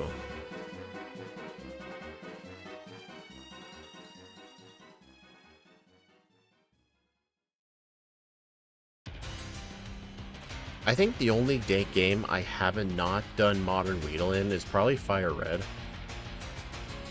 But I really don't want to. I think I've had enough Weedle for a lifetime.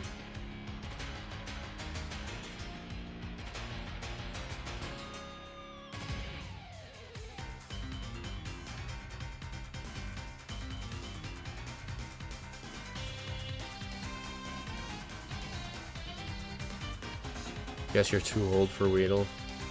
Yeah, I think I've had enough Weedle runs.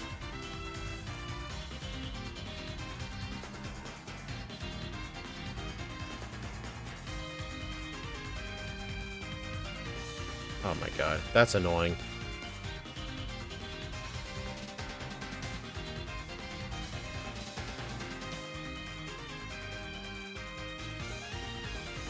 I kind of wish I didn't sell the Matcha Brace now. Okay, so yeah, I need to run around, or walk around in this grass here, and get some speed EVs.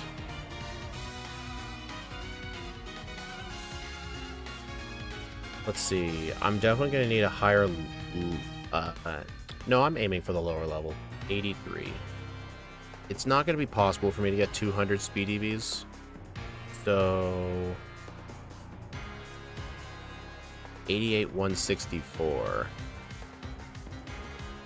I mean, I got rid of 30 HP EVs, so I'll let my speed get as high as it can.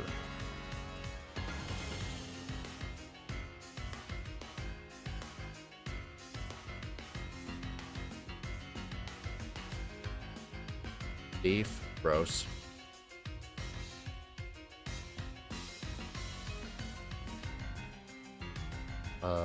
That does not give speed.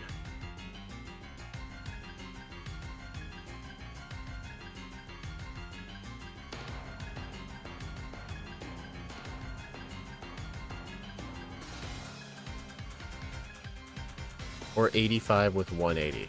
Okay. I'll just get as much speed as I can and just see what level I need from there.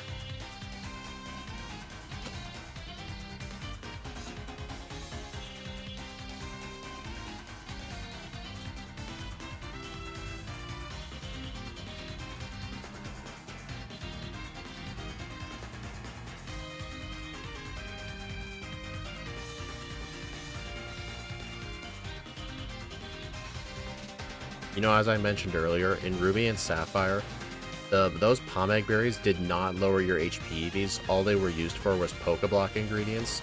So I remember when I was playing Wooper, I'm like, alright, I'll just use these Pomeg berries to reduce my EVs.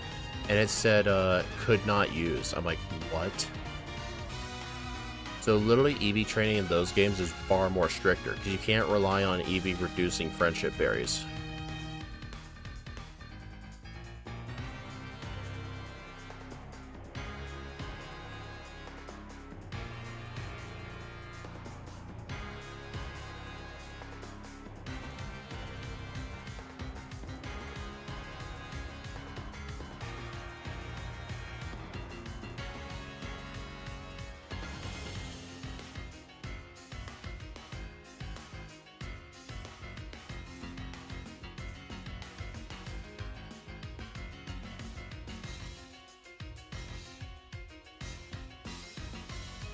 $186.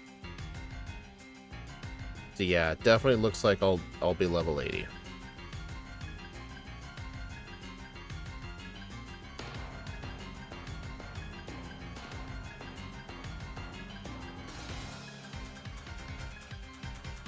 Also, hidden power fighting is going to be very productive for the dark types coming up.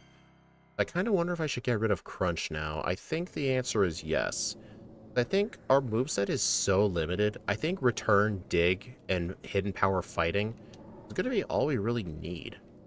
Well, there is also Substitute. I just realized this won't give me coverage for Levitating Ghost types. Okay, so I think I should hold on to Crunch for now, because there are some Ghost types coming up. Thankfully, I don't think any of Phoebe's Pokemon have Levitate, so I don't have to worry about that. But I know there's some random trainers with Shuppet. I don't think they're mandatory, but I'm not going to risk it.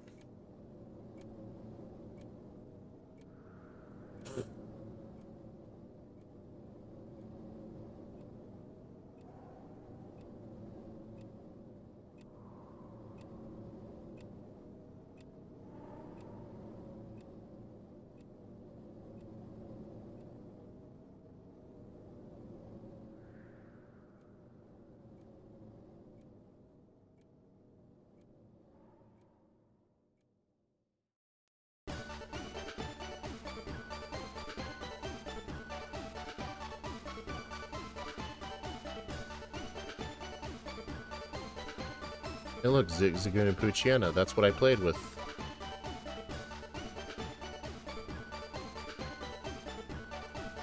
Oh, Hidden Power Fighting reduced my speed IV from 31 to 30.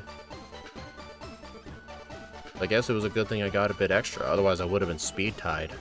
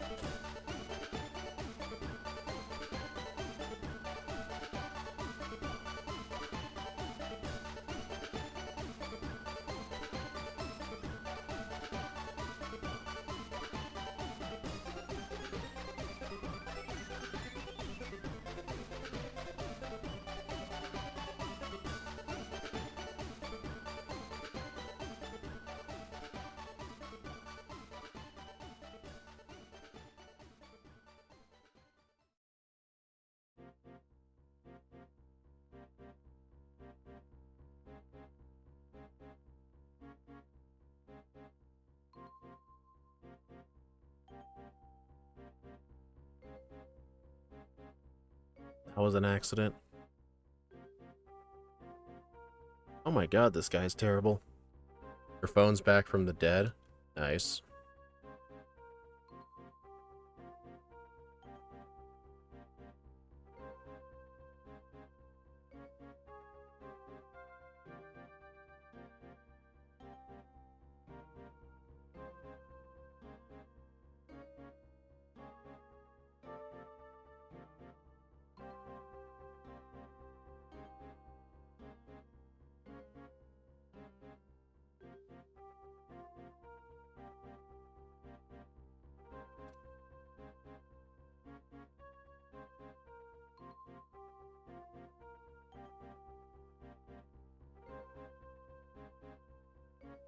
I'll just fight these people.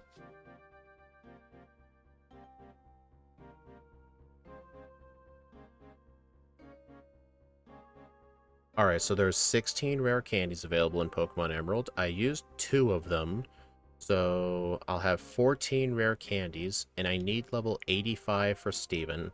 So 85 minus 14 is 71. So I am going to need to train to 71 before I'm allowed to use candies.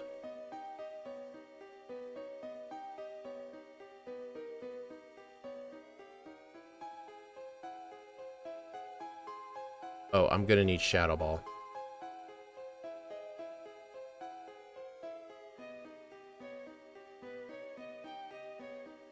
Yeah, this place was the reason I have Crunch still.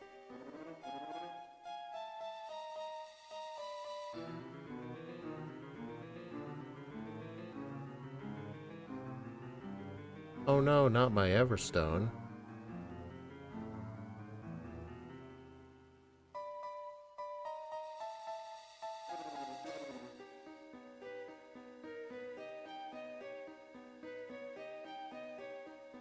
A levitating ghost type. Oh, that Shepet had Insomnia. It didn't have Levitate.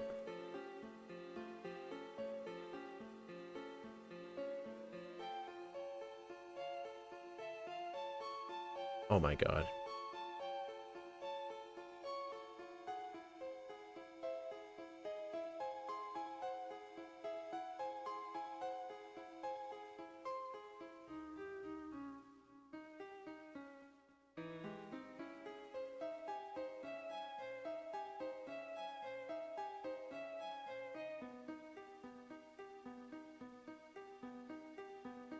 How glitchy is the Palm Egg Berry? The Palm Egg Berry is only glitchy when you use a... I think you have to use it on something that has 1 hit point remaining, and it goes to 0. Or it, like, underflows.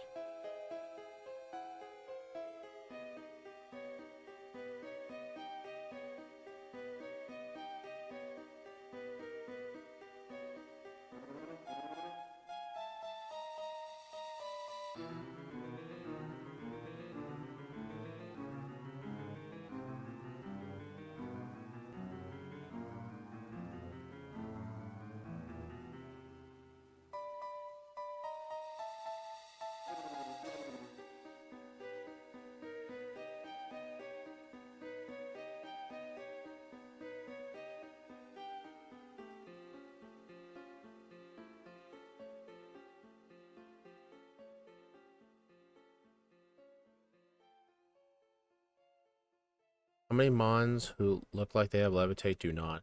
I think the only ghost type in this game that has Levitate is Duskull. And I'm trying to think, I don't think any mandatory trainers in this game use one.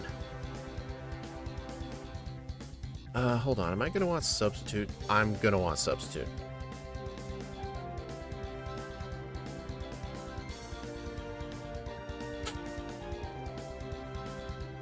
Yeah, I'm gonna teach Substitute in the place of Crunch.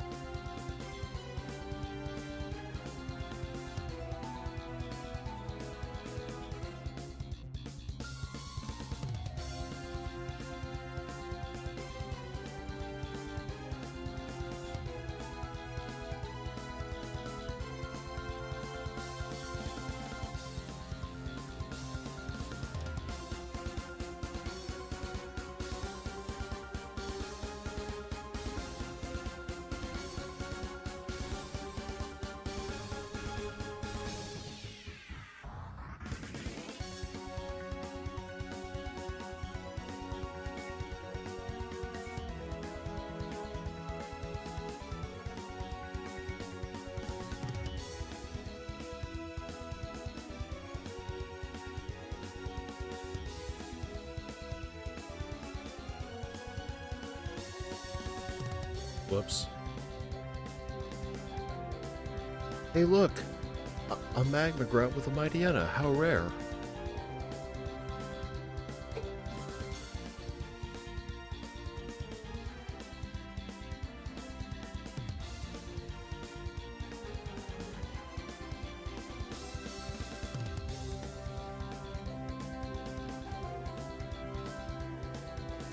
I'm gonna save that PP mix.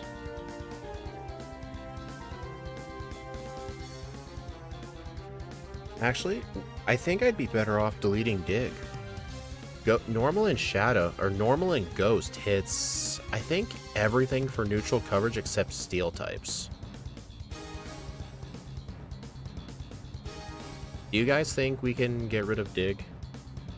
I'm looking at these Axew suggested ranges. They all involve Hidden Power Fighting and Shadow Ball. They don't involve Return or Dig. I feel like I can get rid of Dig. What do you guys think?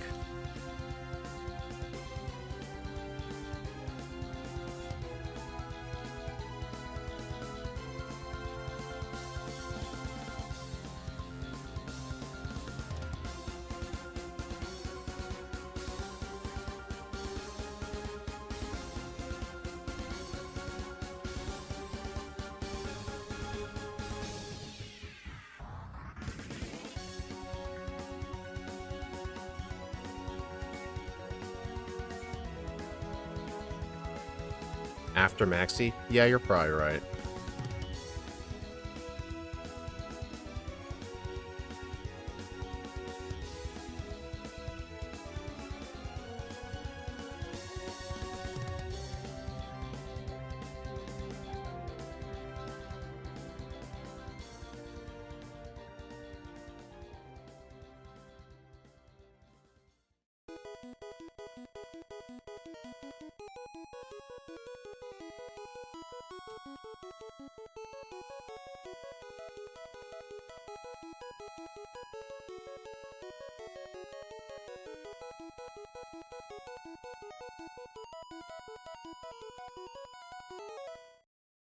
Yeah, the items in here are very good. Full Restore, Max Elixir, and the candy.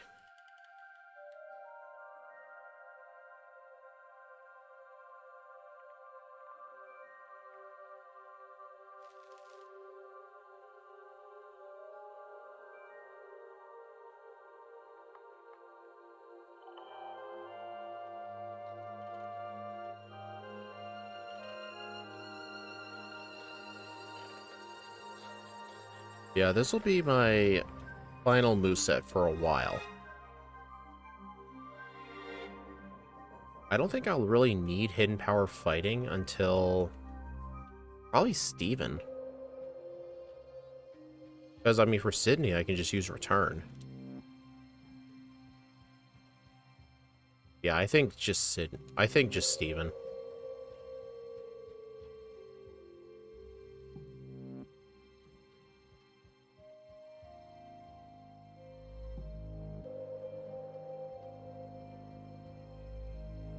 I've never heard of that show.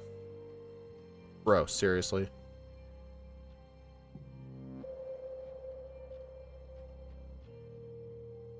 I did not mean to fight them both at once either. That was an accident.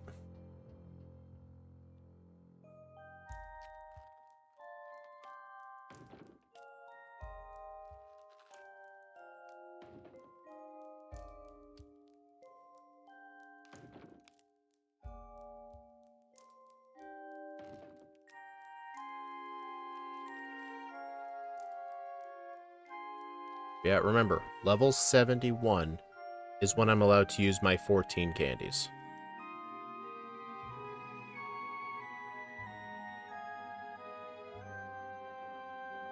So I will definitely need to pretty much fight all the trainers in the water that give good yields.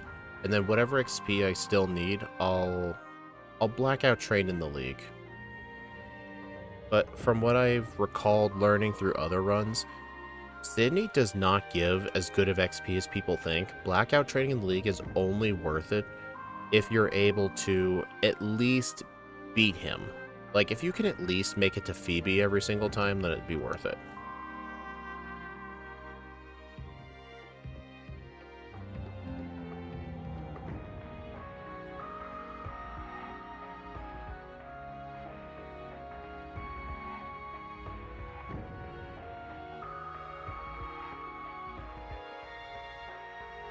What the?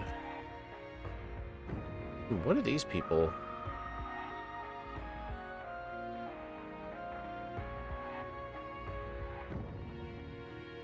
Gross.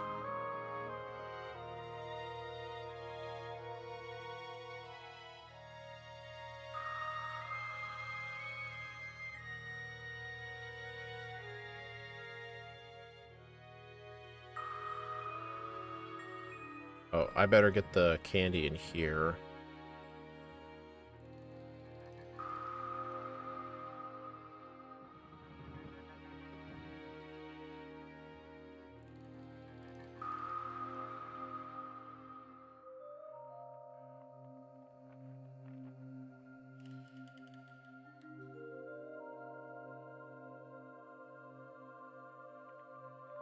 Can I buy escape ropes here? No.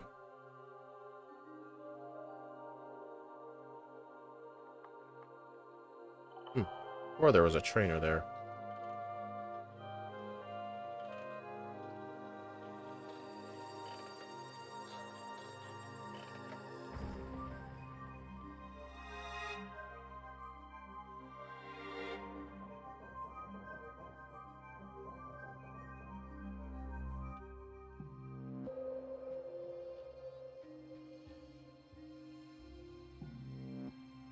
Tatu right now outspeeds you. Yeah, I'm not planning to fight Tate and Liza anytime soon.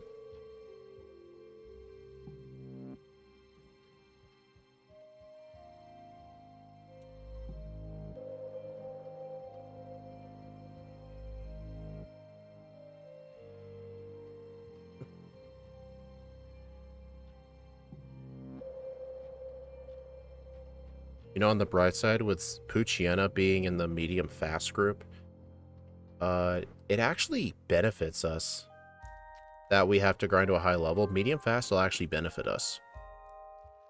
I mean, medium fast is better until level 68, but I think the amount of XP needed from 5 to 71 in both growth rates, I think medium fast requires slightly less.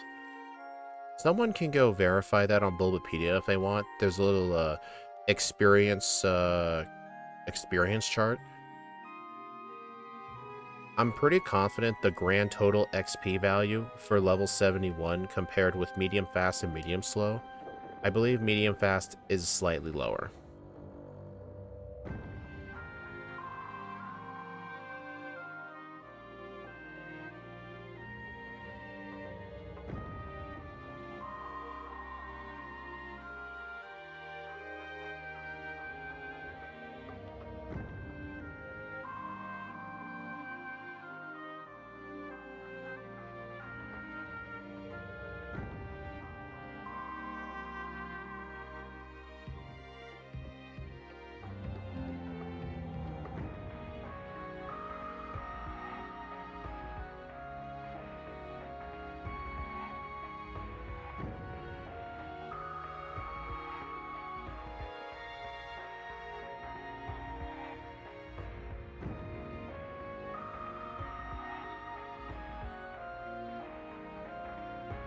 Well, I mean, I guess what I mean is, like, after I beat the water trainers, I'll fight Tate and Liza then.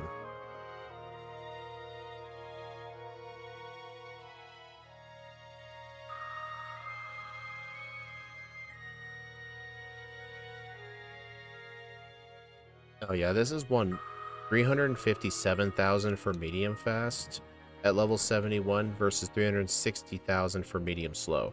Okay, so the medium fast growth rate is going to save us about 3,000 experience.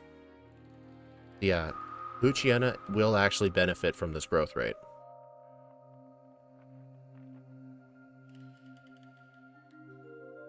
Thank you for that, N1.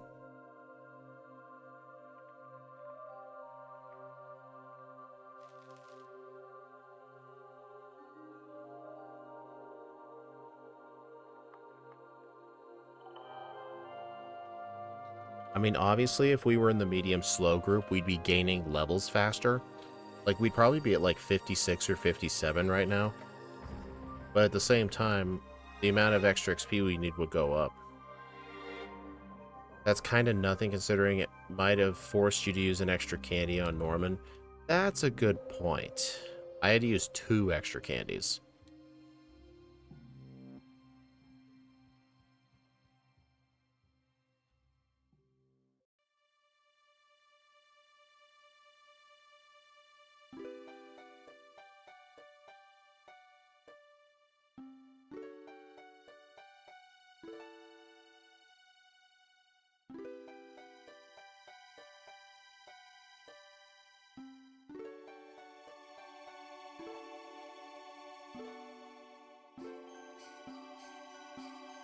Yeah, if I didn't use the extra 2 candies, I would have only needed to go to level 69.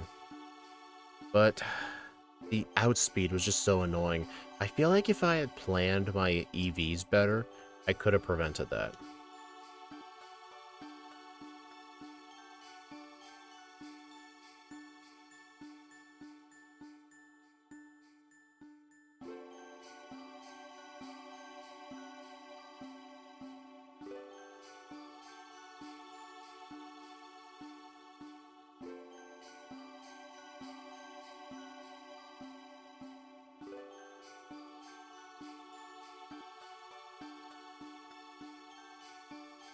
And poison point.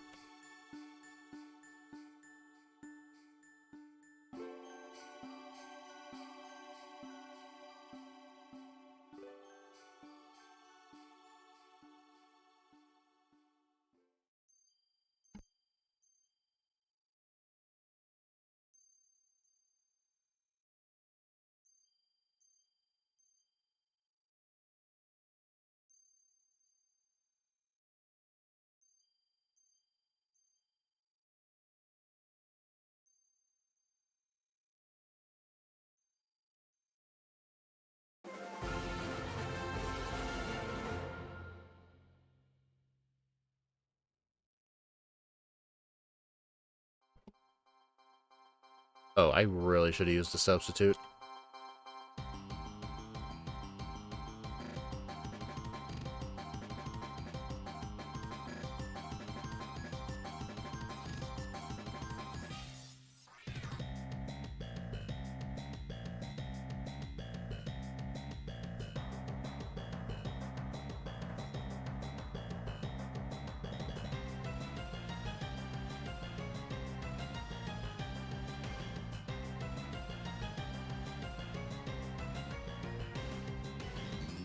Can you imagine if that guy existed in Fire and Leaf Green with the Versus Seeker?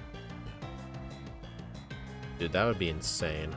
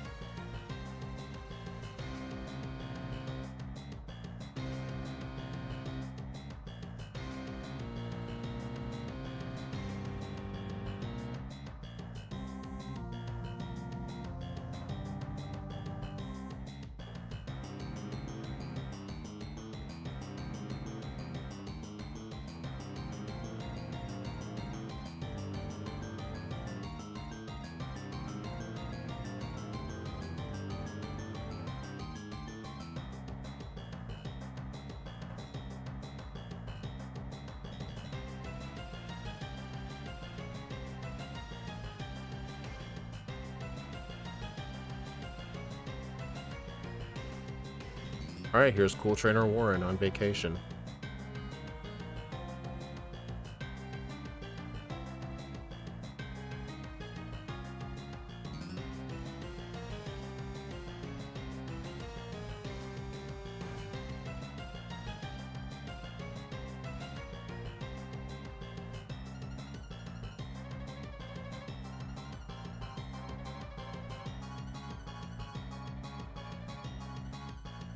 Wonder if these people are any good. Oh, and Bagon's sprite is ugly.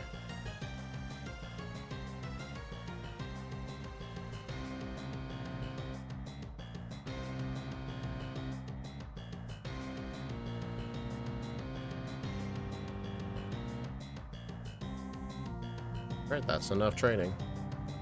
Now you got speed saw too? Eh, nice. That's very convenient.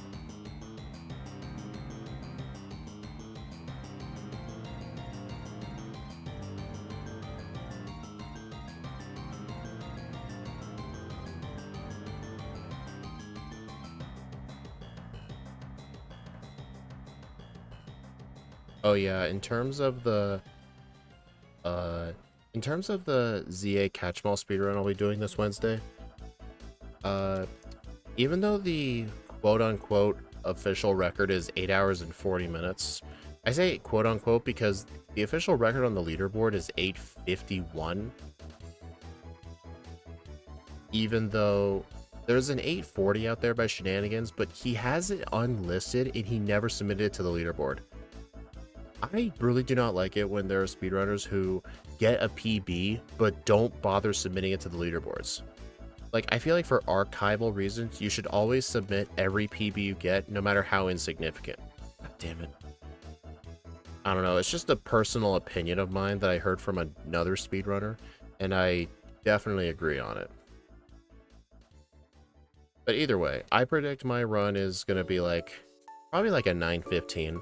I think I am going to make some screw-ups. But I don't think anything major.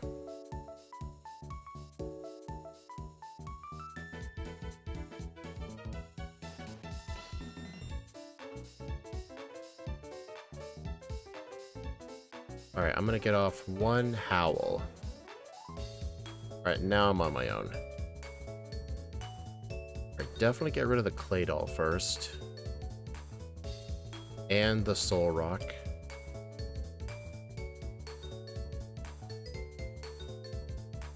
And the lunatone. There we go. They were a joke. I don't have a spell tag, but I don't think it matters.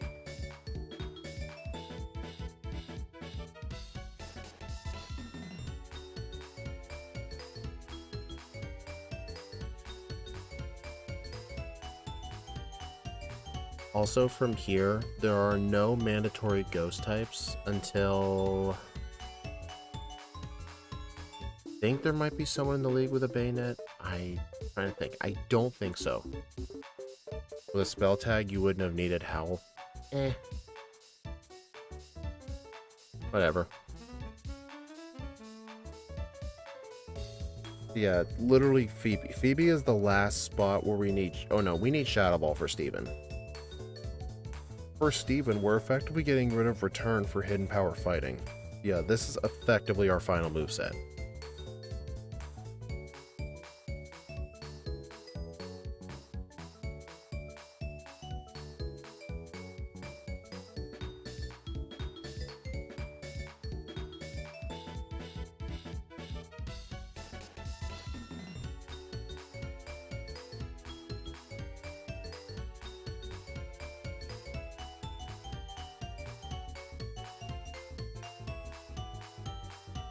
Hope you don't face too many steel types. There is a Leiron inside of the Elite, inside of Victory Road. There's a mandatory Leiron, but actually I think there's also a Mawile, but other than that, there's no steel types in the league. Yeah, there's no steel types.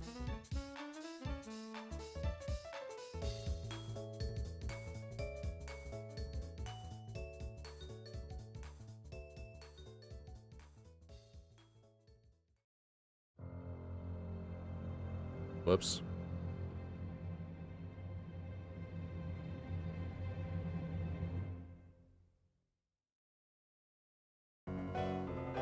Oh no. Guys, I entered the wrong house.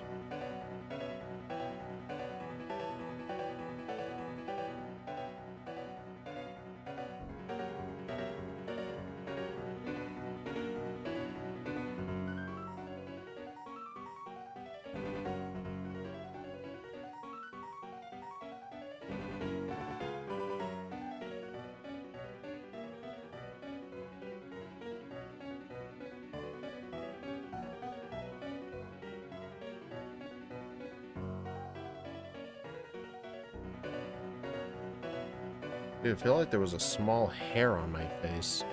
It was tickling.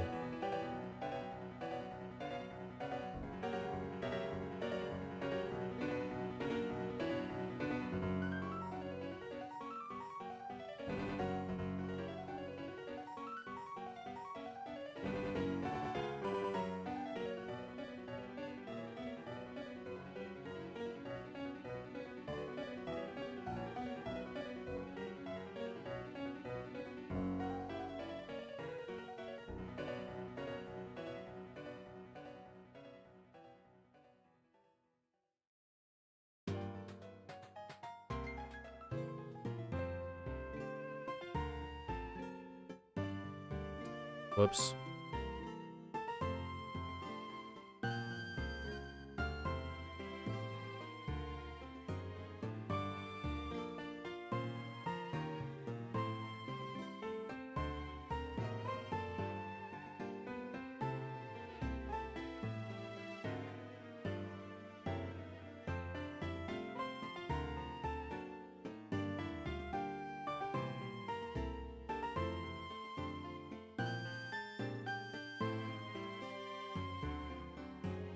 Alright, we just need 11 more levels.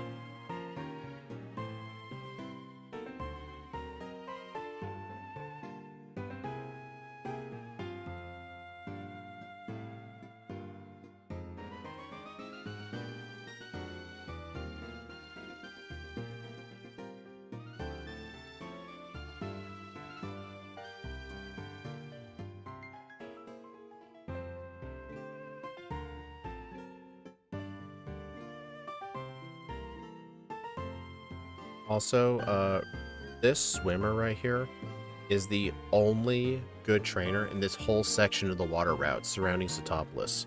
I've tested this in the Zigzagoon run. Every other trainer here sucks really bad, so that's the only guy worth fighting. He's kind of on the way, too. He has a single Gyarados.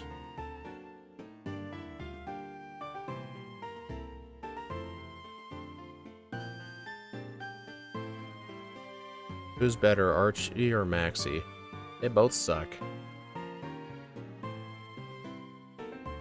They both have their own little rivalry, and it's pretty funny. I mean, Maxie's kind of makes more sense because more land means like less wards over land and more real estate. But Archie's is just beyond stupid.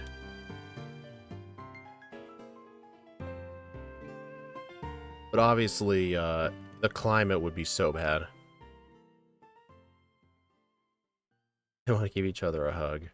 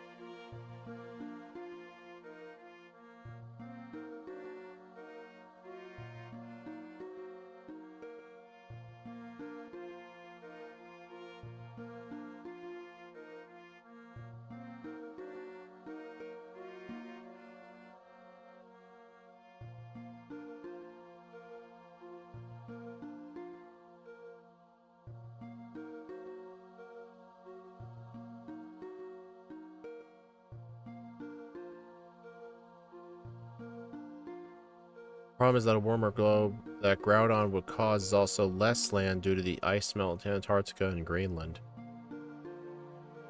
That's something I never thought of. Ray telling the kids to keep it down. That's exactly what it is. It's so funny.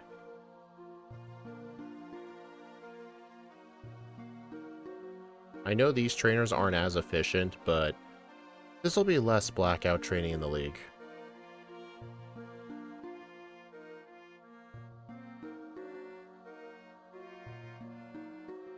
But yeah, the plan will be substitute on Sydney's Mightyena, probably a Howl, and sweep with Return. And then Phoebe will just be substitute sweep with Shadow Ball. Glacia will probably be a little bit more difficult, but I'll most likely die at Drake. We just have to make sure we're level 71, then we can use the candies. We don't need to be 71 at the start of the league. Whoops. Not 71 at the start, just as long as we're 71 before the Steven fight.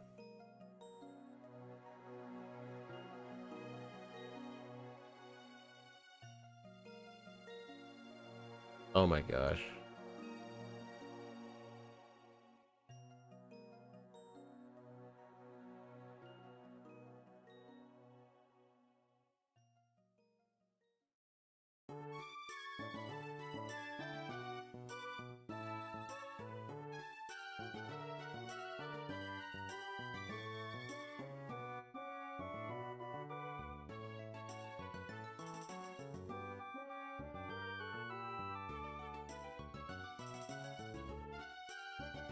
I have had some people ask me, like, will you do, like, Legends ZA any percent?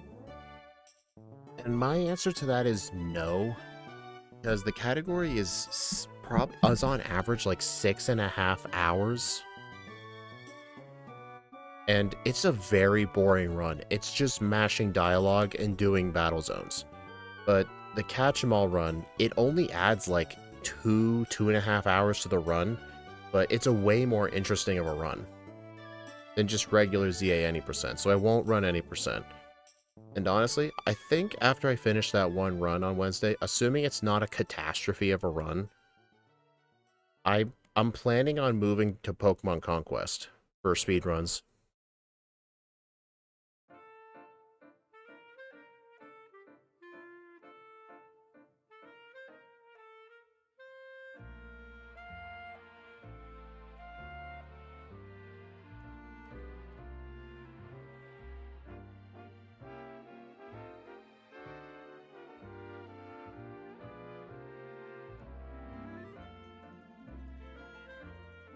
Yeah, my main category goals is,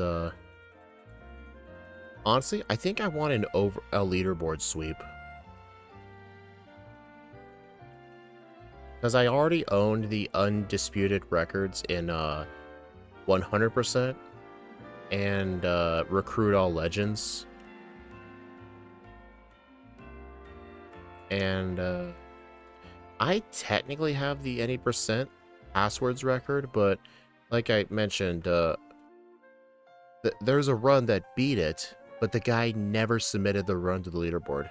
It really irritates the crap out of me when people don't do that.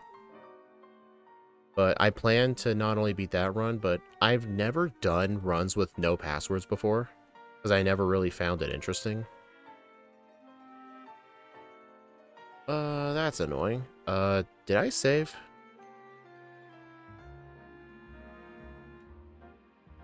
I did. Okay, I should have used the substitute. My bad. Yeah, and also, there's a bunch of single stories. I've done runs in about... How many of them would I say? About a third of them? I want to try and have the record in all of them. I'll be doing the game for quite a while.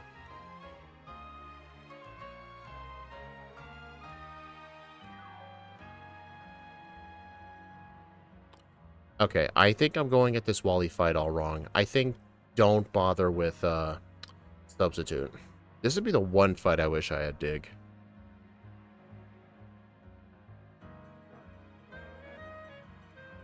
You've got to be kidding.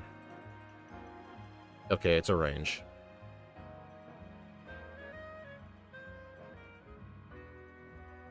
And I get paralyzed anyway, you fuck. Alright, I'm gonna have to equip the Silk Scarf.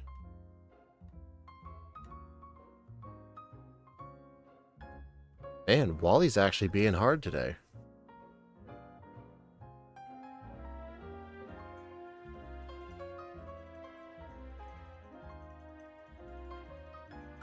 At least, as long as the Earth is in habitable conditions, if Earth is 140 Fahrenheit, the max plants start to work, but almost no animal can live. Dang. That's his plan the whole time.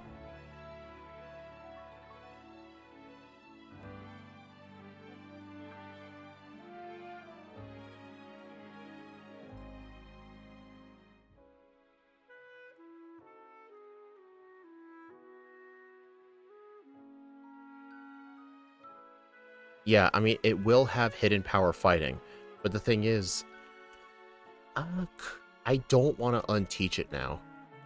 I don't want to unteach return.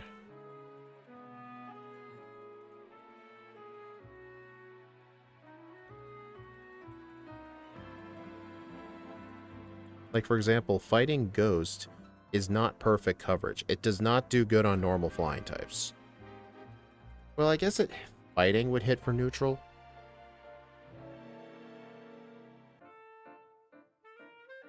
But still, it's only a couple of steel types.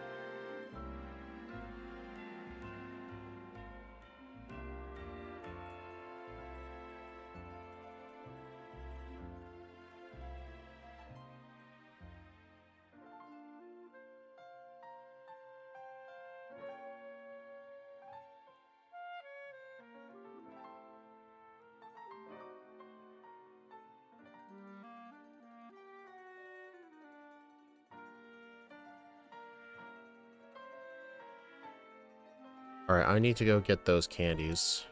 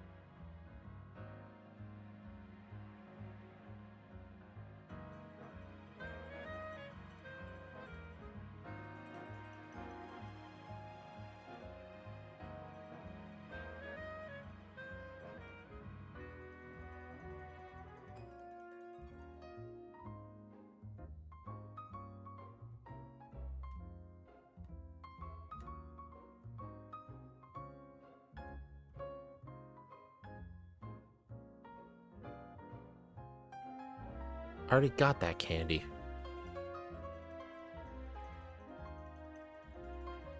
This is indeed Brawly tier. Oh, it will absolutely be Brawly tier. I mean, Zigzagoon's time was like a 220 something. Okay. Oh, wait. I don't have a flash user.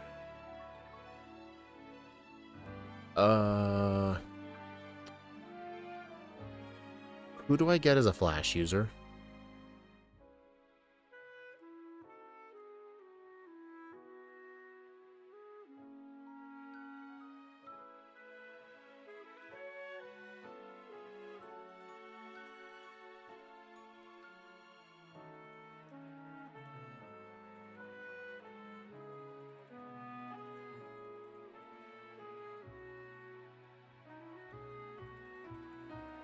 Hopefully Tentacool learns Flash. Nope. I can't really get that candy without Flash. Well, I guess I don't need it. No, I don't. I know the layout. And I know where the checkpoints are. I think I'm just overreacting.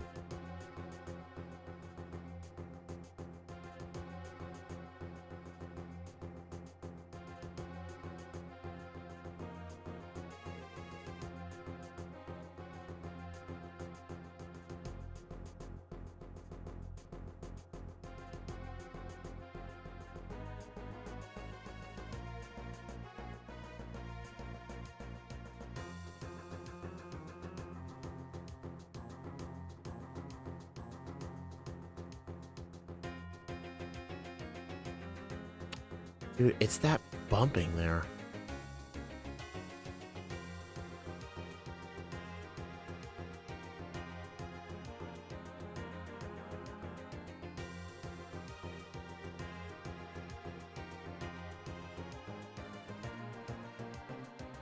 Huh. Alright, at least I made it to this checkpoint.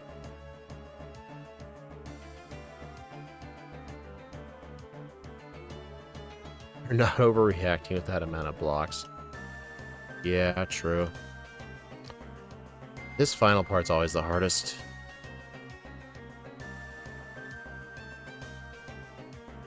Oh my god. Got it. There we go.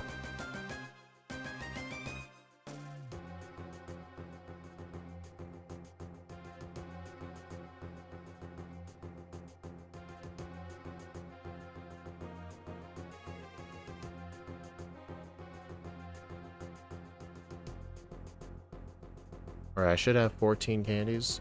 Yep, that's all of them.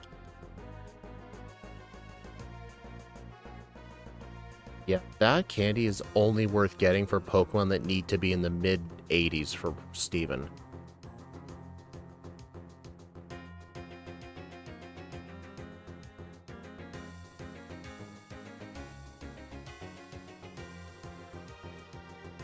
Yeah, I'm gonna continue holding on to the Everstone.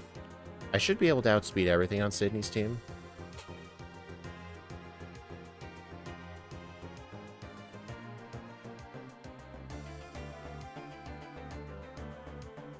Alright, so yeah, I just gotta keep doing this training till level 71. Wow, I barely outspeed that Shiftry.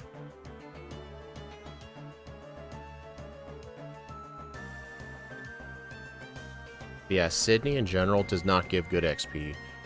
So yeah, if you were only, like, defeating Sydney's first 3 Pokemon, then you'd be better off fighting stuff in the wild. But if you're able to make it to, like, BB and past, then yeah, it'd be worth it.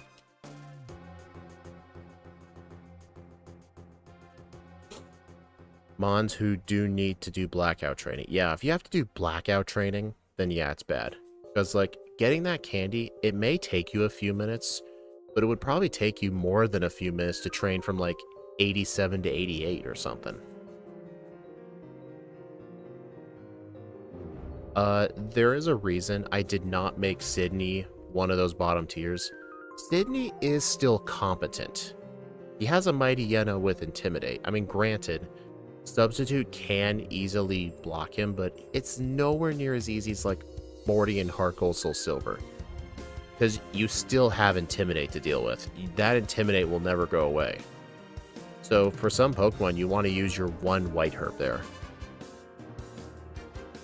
I think if you save your White Herb and you have Substitute, he's easy. But I don't really consider Sydney a free fight, on average. Besides, like, he can do that sometimes.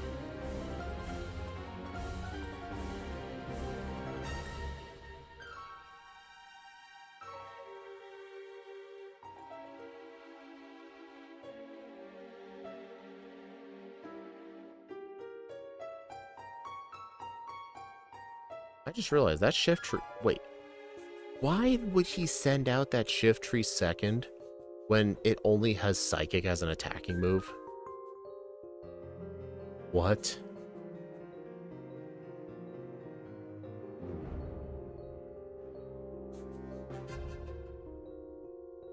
Yeah, exactly what John said. If any trainer uses Sand Attack strats, that's automatically not Bruno or Surge tier. Because there's always the chance they can completely screw with you.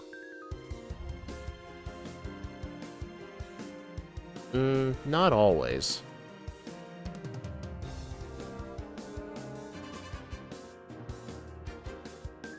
I mean, I'm sure there are some people who would try to argue that Sydney should be down there, which I understand the argument, but you have to think, like, on average, who's harder on average for, like, the average Pokemon? Sydney or Wally?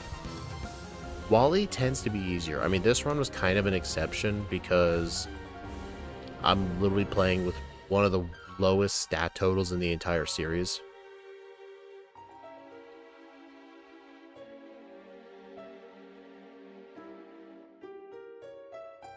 Yeah, on average, Sydney tends to be harder to figure out because if I'm playing with a physical attacker, there is no undoing that Intimidate unless you have the White Herb. And obviously earlier, like you just saw, I already used it.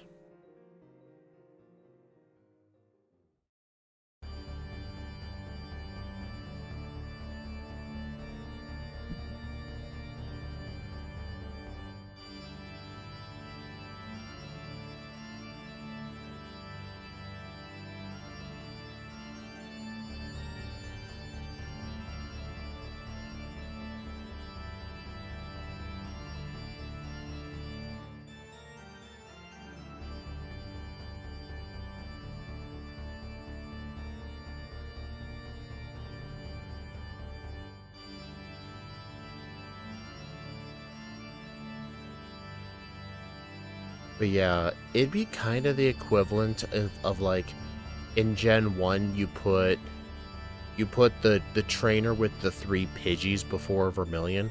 You put her down there because the logic is, oh well, her Pidgeys only have quick attack.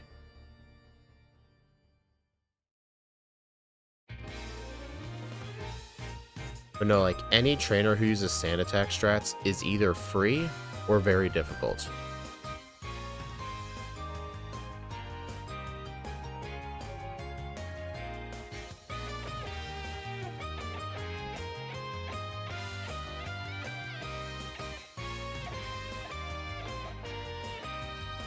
Bruno's considered bad because of his placement, movement, and team still uses Onyx. If Bruno was like the 5th fighting type gym leader and he had that team, I think it'd be a bit more understandable because you'd be a lot earlier in the game where those fighting types might be a problem. But then again, Gen 1 fighting types, there's only so much you can do for them. If Gen 1 Gen 1 Hiker, if the Gen 1 Hiker had access to a Poliwrath on his team, it would have had Hypnosis, Body Slam, and Submission. He would actually be a way better trainer if he had access to that. Like Poliwrath. Because arguably, one of the best fighting types in Red, Blue, and Yellow is Poliwrath. Arguably. I just say that just because, like, if you assume it did not evolve from a Poliwag where it gets access to, like, Amnesia, it gets Hypnosis and Body Slam, and, Stab Surf.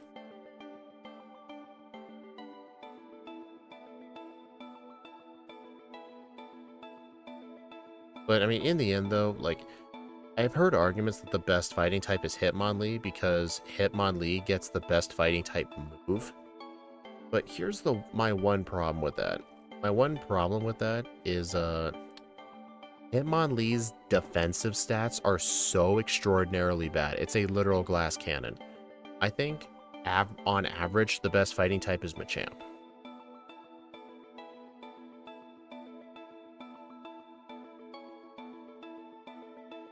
But if Poliwrath is allowed to have Amnesia from a Poliwhirl, like evolve from it, then arguably I would say Poliwrath is one of the best.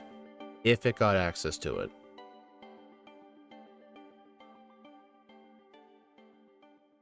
It's the best one with an evolution. True.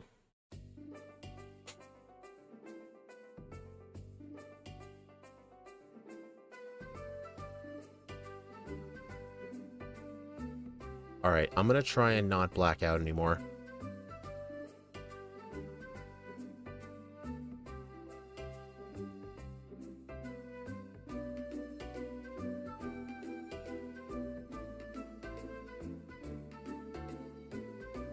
Yeah, I've actually figured out in some runs, you actually do not want to use Substitute on Glacia because she usually likes to use Hail anyway, which bypasses Substitute, and your health just ends up being too low.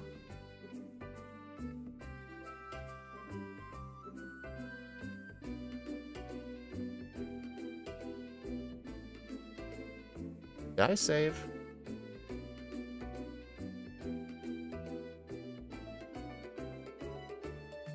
I did. Okay. I'm gonna use a citrus berry.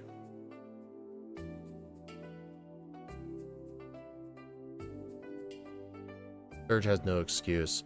I mean, it was also the fact that Diglett's cave was right next to him, but it's just also the fact that if you just entered there with a simple Diglett, the only move he has that can even hit you was Voltorb's Sonic Boom and Pikachu's Quick Attack. That was all that could hit you. And the remake wasn't any better. I mean, the Voltorb had Sonic Boom, Pikachu had Quick Attack. The Raichu, I think, also had Quick Attack. I mean, Game Freak literally tried to prevent Watson from becoming the new Surge. That's why they not only blocked off the Dig TM, but also most ground types. If you want an answer for Watson, the #1 answer is Rock Smash. But thankfully, the remakes balanced that a little bit to where probably use candies for her. Yeah, you're probably right.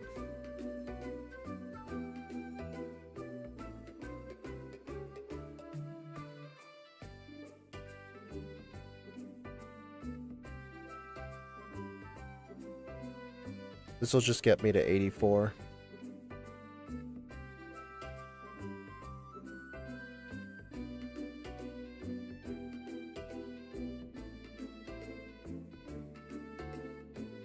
Look at that, 1 speed slower than Claydol.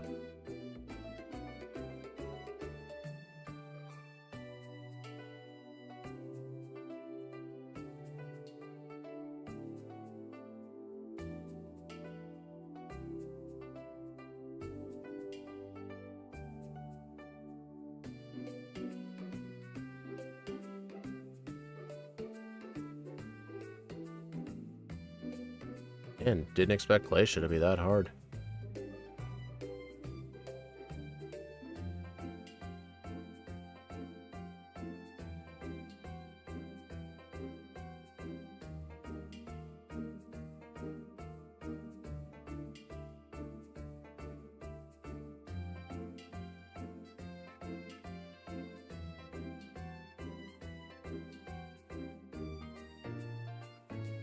I'm doing this to block Intimidate.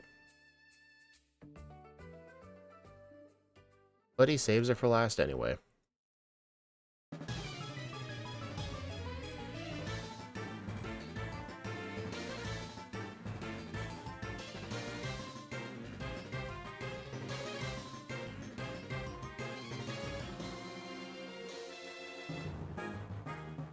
Alright, so we're going to go ahead and use Return on the Whale Lord, so that way Water Spout does hardly any damage, and that'll allow us to get in some Howls.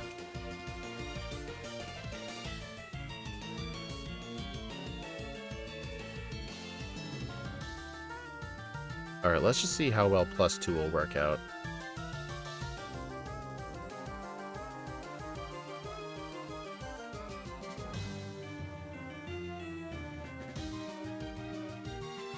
+1. I figured. Alright, I think we're gonna need Silk Scarf.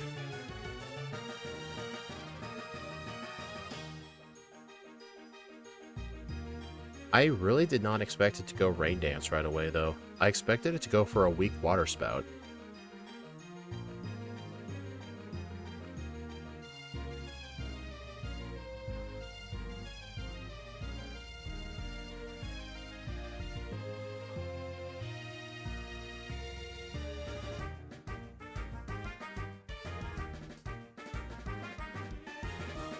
Okay.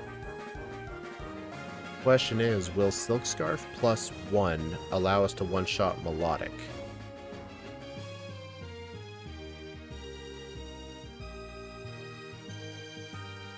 Yep.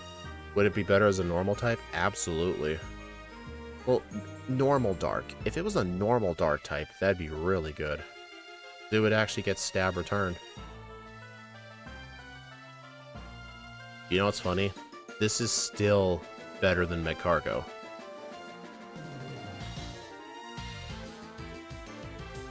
McCargo got a real time of 2 hours 52 minutes. It was that bad.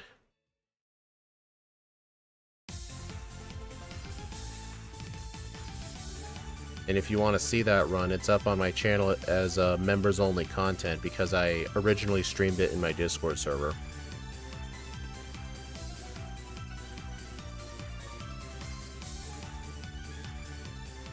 Alright, I'm definitely going to want the leftovers. Leftovers are very important for substitute strats.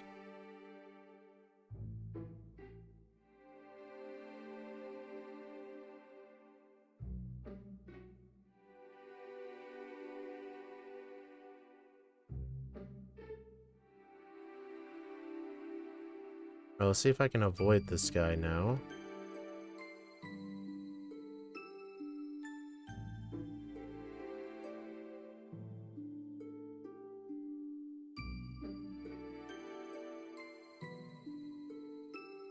Nice.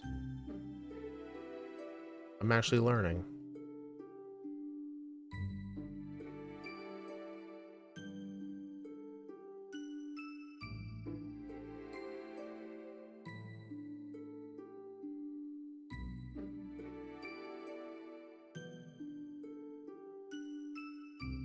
Alright, so equip leftovers.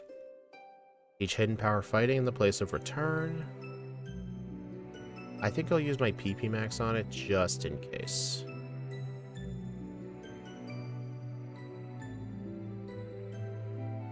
Look at that, 141 speed.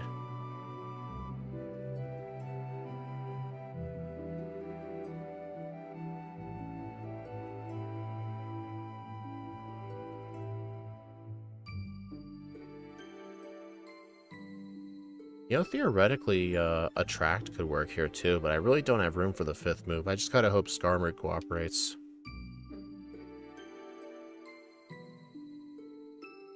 One.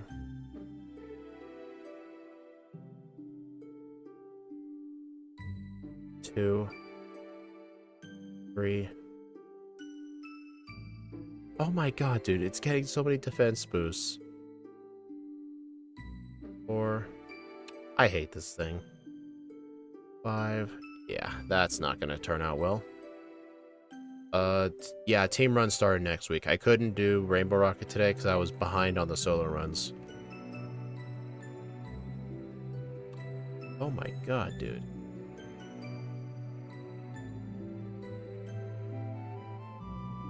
The problem is, Steel Wing just does too much damage, and it seems to just randomly go between Steel Wing and Toxic.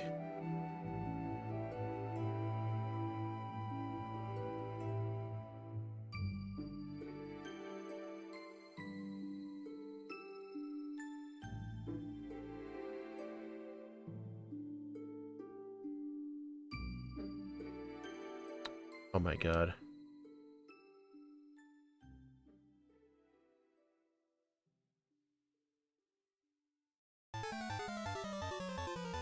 Yeah, this is gonna be rough. The thing is, I need +5 for the 2-shot. Stealing miss, nice.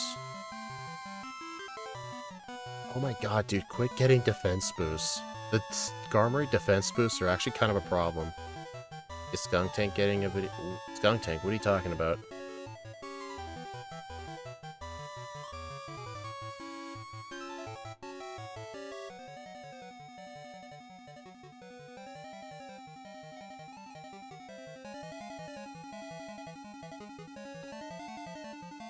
Alright, this is a range. I failed it. What was the range here? Level 85 range. There's no range here.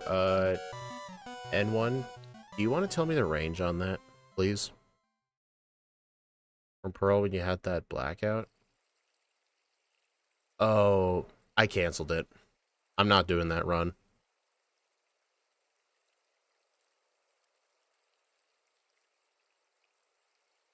The run just sucks so bad anyway, and it was my... at the time that power outage happened, it was my 3rd attempt at doing it. And I had just like, you know what? Screw this. Yeah, I'm not doing it. Use Shadow Ball? Oh.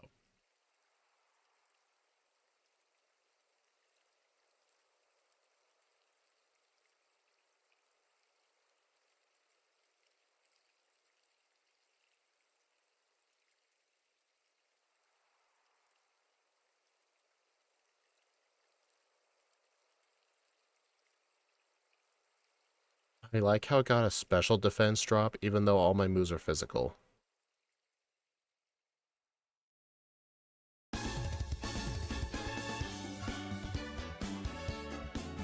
Two hours, 41 minutes, and 9 seconds. Well, if I remember correctly, the power outage was because of a windstorm. This winter, we had 2 major windstorms. One of them caused a 2-day power outage. Yeah, 2 hours, 41 minutes. Game time, I think it was 9:45.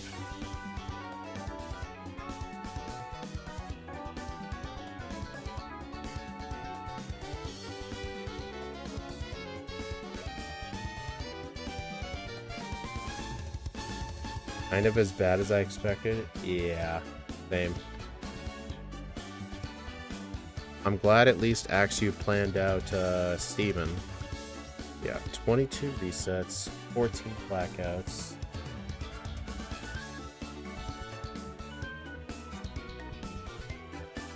Here we are, right down here. Right at the top of the Brawly tier. It's still ahead of Medcargo by 11 minutes. And if we take a look at the leaderboard here, look at that time difference. Zigzagoon did almost 18 minutes better. That's how much Body Slam helps in SOB.